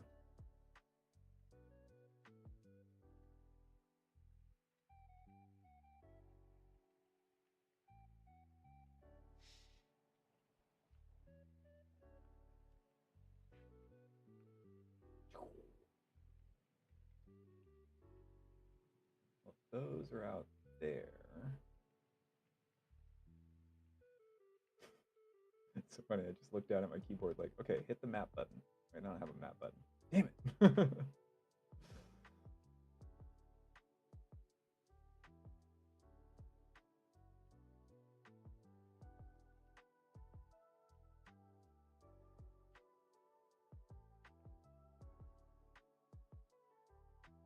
Oh yeah, and I need to turn the foot stuff off when you're climbing.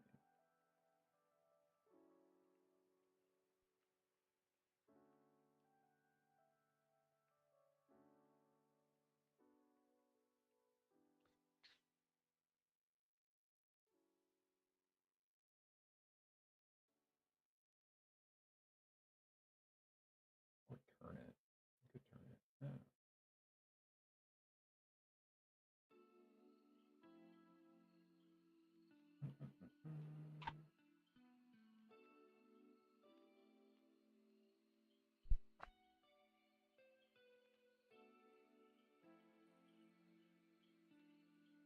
Yeah, so then the other one. I wonder how I can make that one a bit more obvious. What is the other one? The other one's a henge, like a stone henge. Mm. That's what you kind of saw through the floor when we were having issues last week. Yeah. You were like, "There's a fire in the middle." It's a rune. It's a glowing rune. What if you had some form of like beacon-like thing when it gets hit? Like, so it's not, doesn't have to be like a super tall one, but like some sort of thing that shines up. Man, it depends, because that goes into the, if the light's too bright, it starts to become obvious in a almost too distracting way.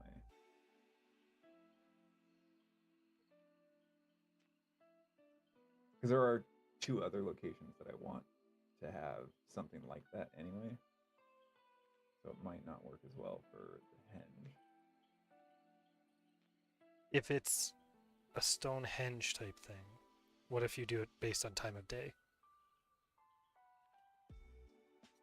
So That could work. at a certain time of day, which means you now have this beacon appear almost like a clock that gives you an idea when you're out and about that you're at midday or something. Like make it a key, like some critical points. Ooh, I like that. Because now it has a purpose to being bright and drawing your attention to it. Right? Yeah, and that means I'm gonna end up changing the runes around the obelisk to come on at night. Just feels bright to me now.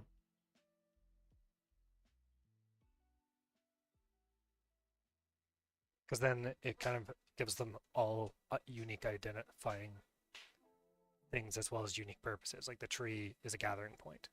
It always will be. It's huge. Tells you the season you're in and draws people towards it, right? Well, all three are similar mechanics, different resources. So they're all meant to be gathering points, but I like the idea of it. The tree is the obvious one that you see in the sunlight, in the daylight. Yeah. And then midday you get this point to, oh, wait, the middle one, or the henge, is now becoming more obvious. And then in the nighttime, the obelisk becomes more obvious.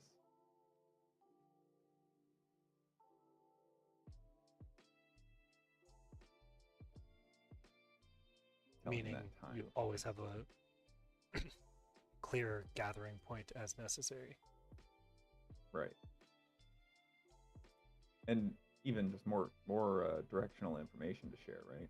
Because the tree has been very helpful for us to guide ourselves, but once we get too far from it, we lose any kind of anchor to talk about.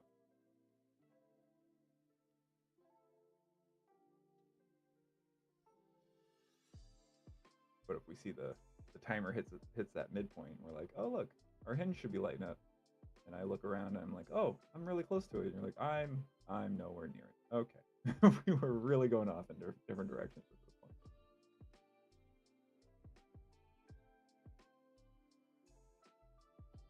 The obelisk at night is one that's difficult to come, like it'll still be relatively difficult to come across, even with it glowing. Well, I'm going to increase its size. That's a big one. Okay. Right now, it has some glowing runes around the base, so I'm going to have those move up and down the obelisk, I think. Oh, that'll look cool. Yeah, kind of so like that way it's got a Matrix writing. bit more intrigue to it. What was that? Like the Matrix writing, the bits. Yeah. Ooh, yeah, that'd be cool. Good call. Yeah, you have like two sides going up and two sides going down.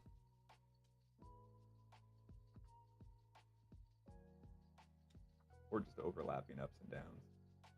Yeah, that could work too.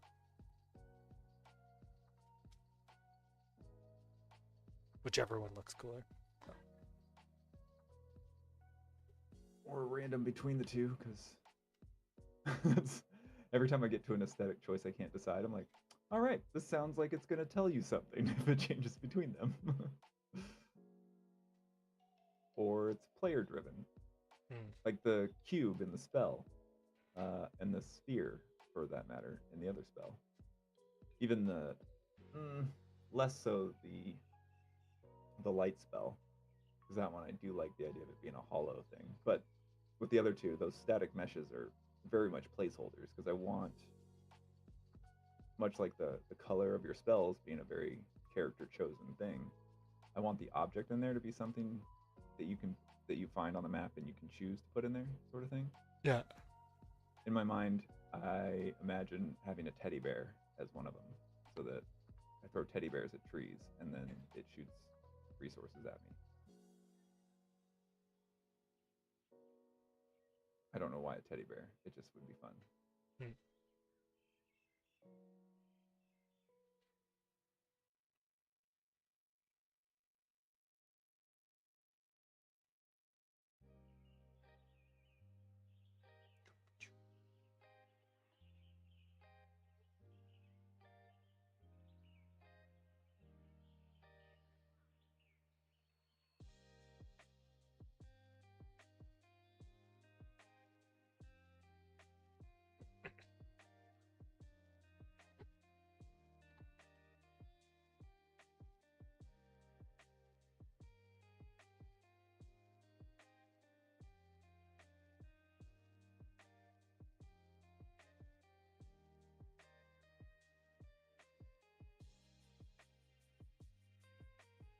Do you think after this one it's going to be time to call it?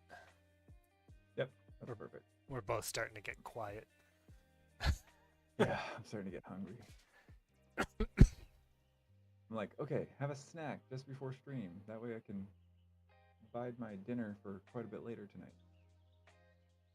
It doesn't last long. I No. just don't We do also very much. we also effectively did 4. We normally just try and do 2. Yeah. Well, yeah. We had a problem in the middle there. Yeah. Thanks, Lothar. Yeah. I think we've effectively been keeping the design discussion up going too. Yeah, which is much better.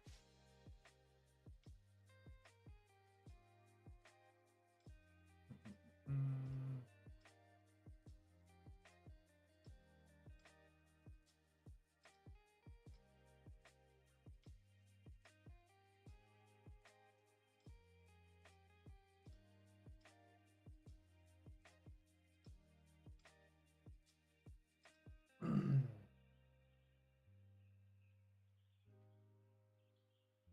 How's your stick situation? Are they overlapping again like crazy? No. I haven't reorganized my inventory once though. See, and that's where so there's definitely an issue with the check if it's rotated. So I need to figure out what's misaligned in there.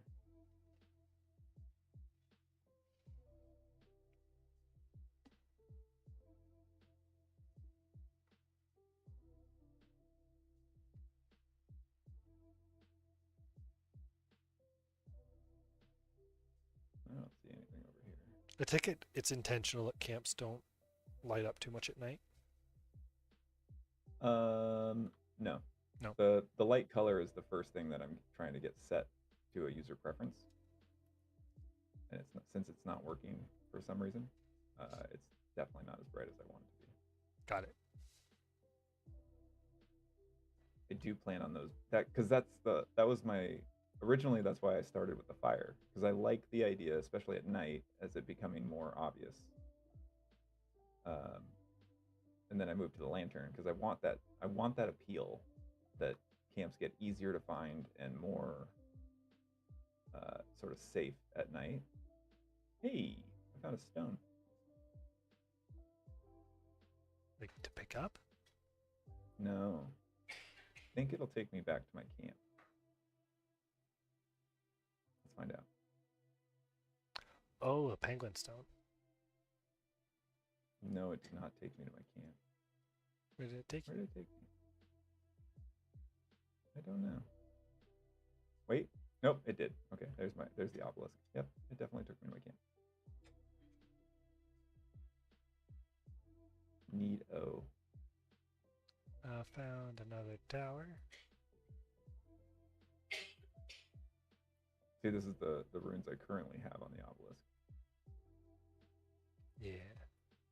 Very hard to find unless you're near it, though. Okay, so going in the tower, I rubber band for some reason. Yeah, I'm getting a lot of warnings around the tower for some reason.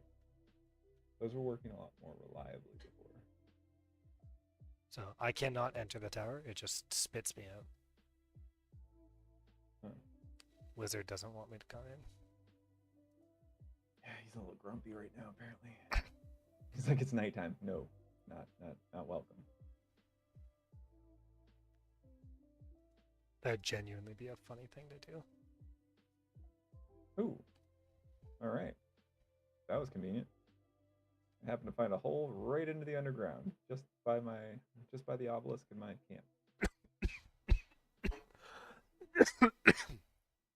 I forgot to mute. Sorry, everyone.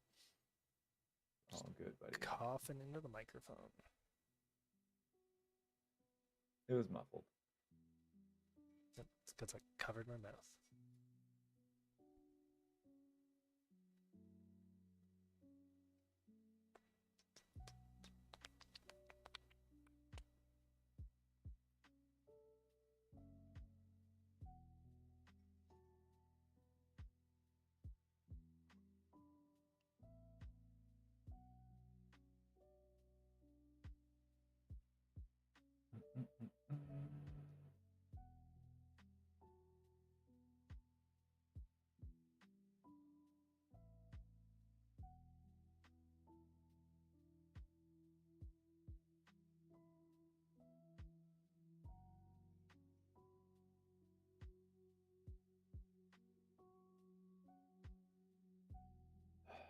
I haven't done anything underground in a long time, but I still really like running around down here.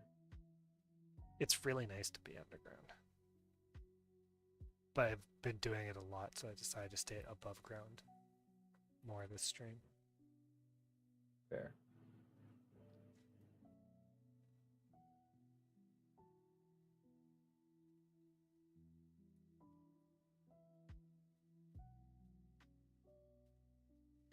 I wonder. I haven't done that yet.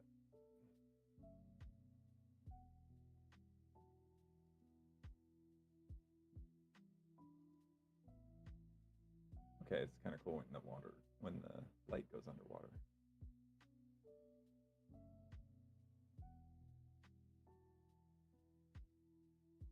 Perfect. And that will need to change the landscape, but doesn't care it's water. That's good.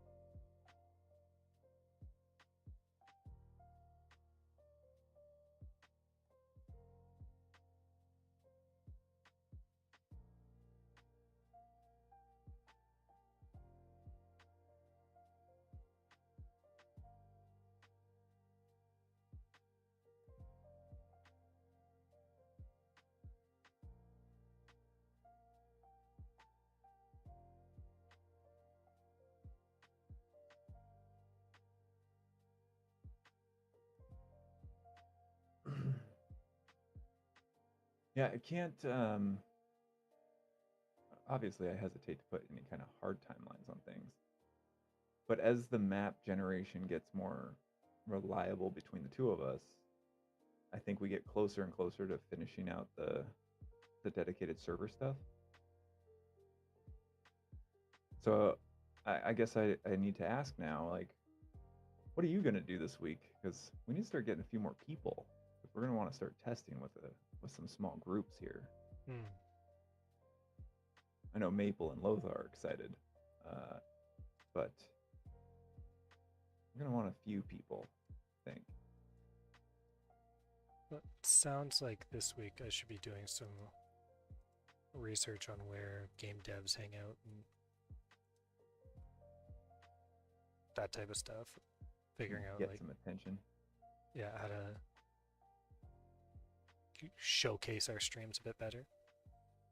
Because the Vault Hunters, it was easier because there were some Minecraft communities I was already part of, so I could just drop the link in there and get people showing up. Right. Are there? I think you had mentioned before. Are there announcements in the Discord, like stream announcements happening? I make one when we go live. I just Okay. post it right now, but I'm sure there's some bots and stuff I can get put into the Discord.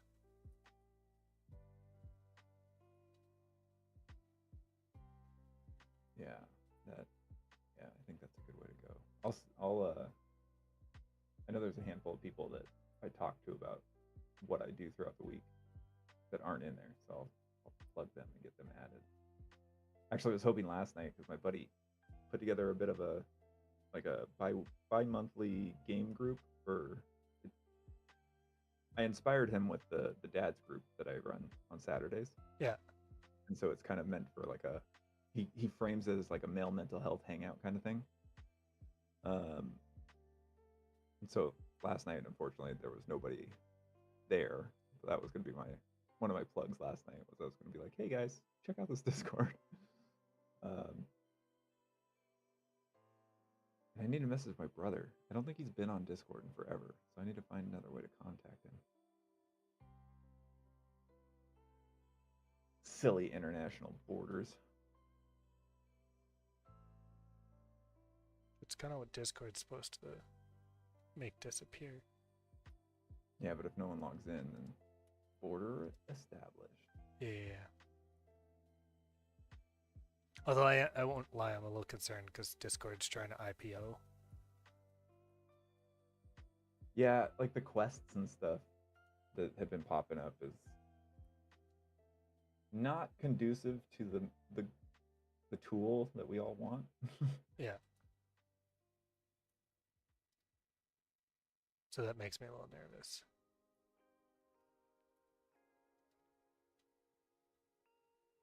But we'll see. We'll see how it ends up. Yeah. So then the question is, what would we do instead? Yeah.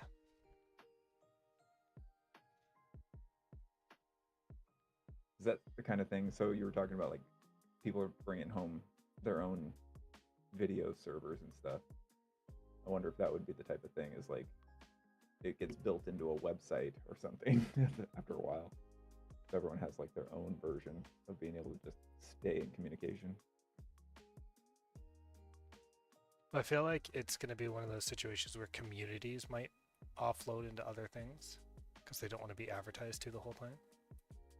Mm-hmm. Individually, I don't think it'll, unless it goes the way of Skype. Fair.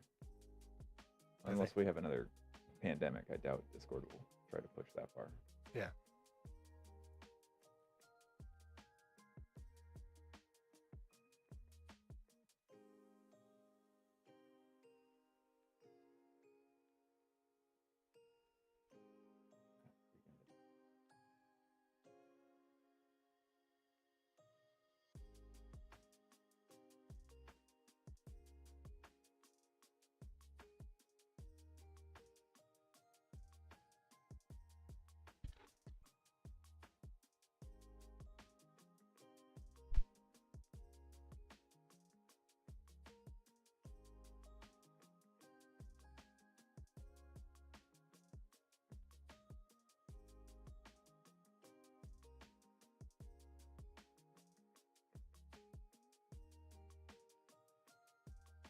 Also, I won't lie, I kind of want to try and design a mug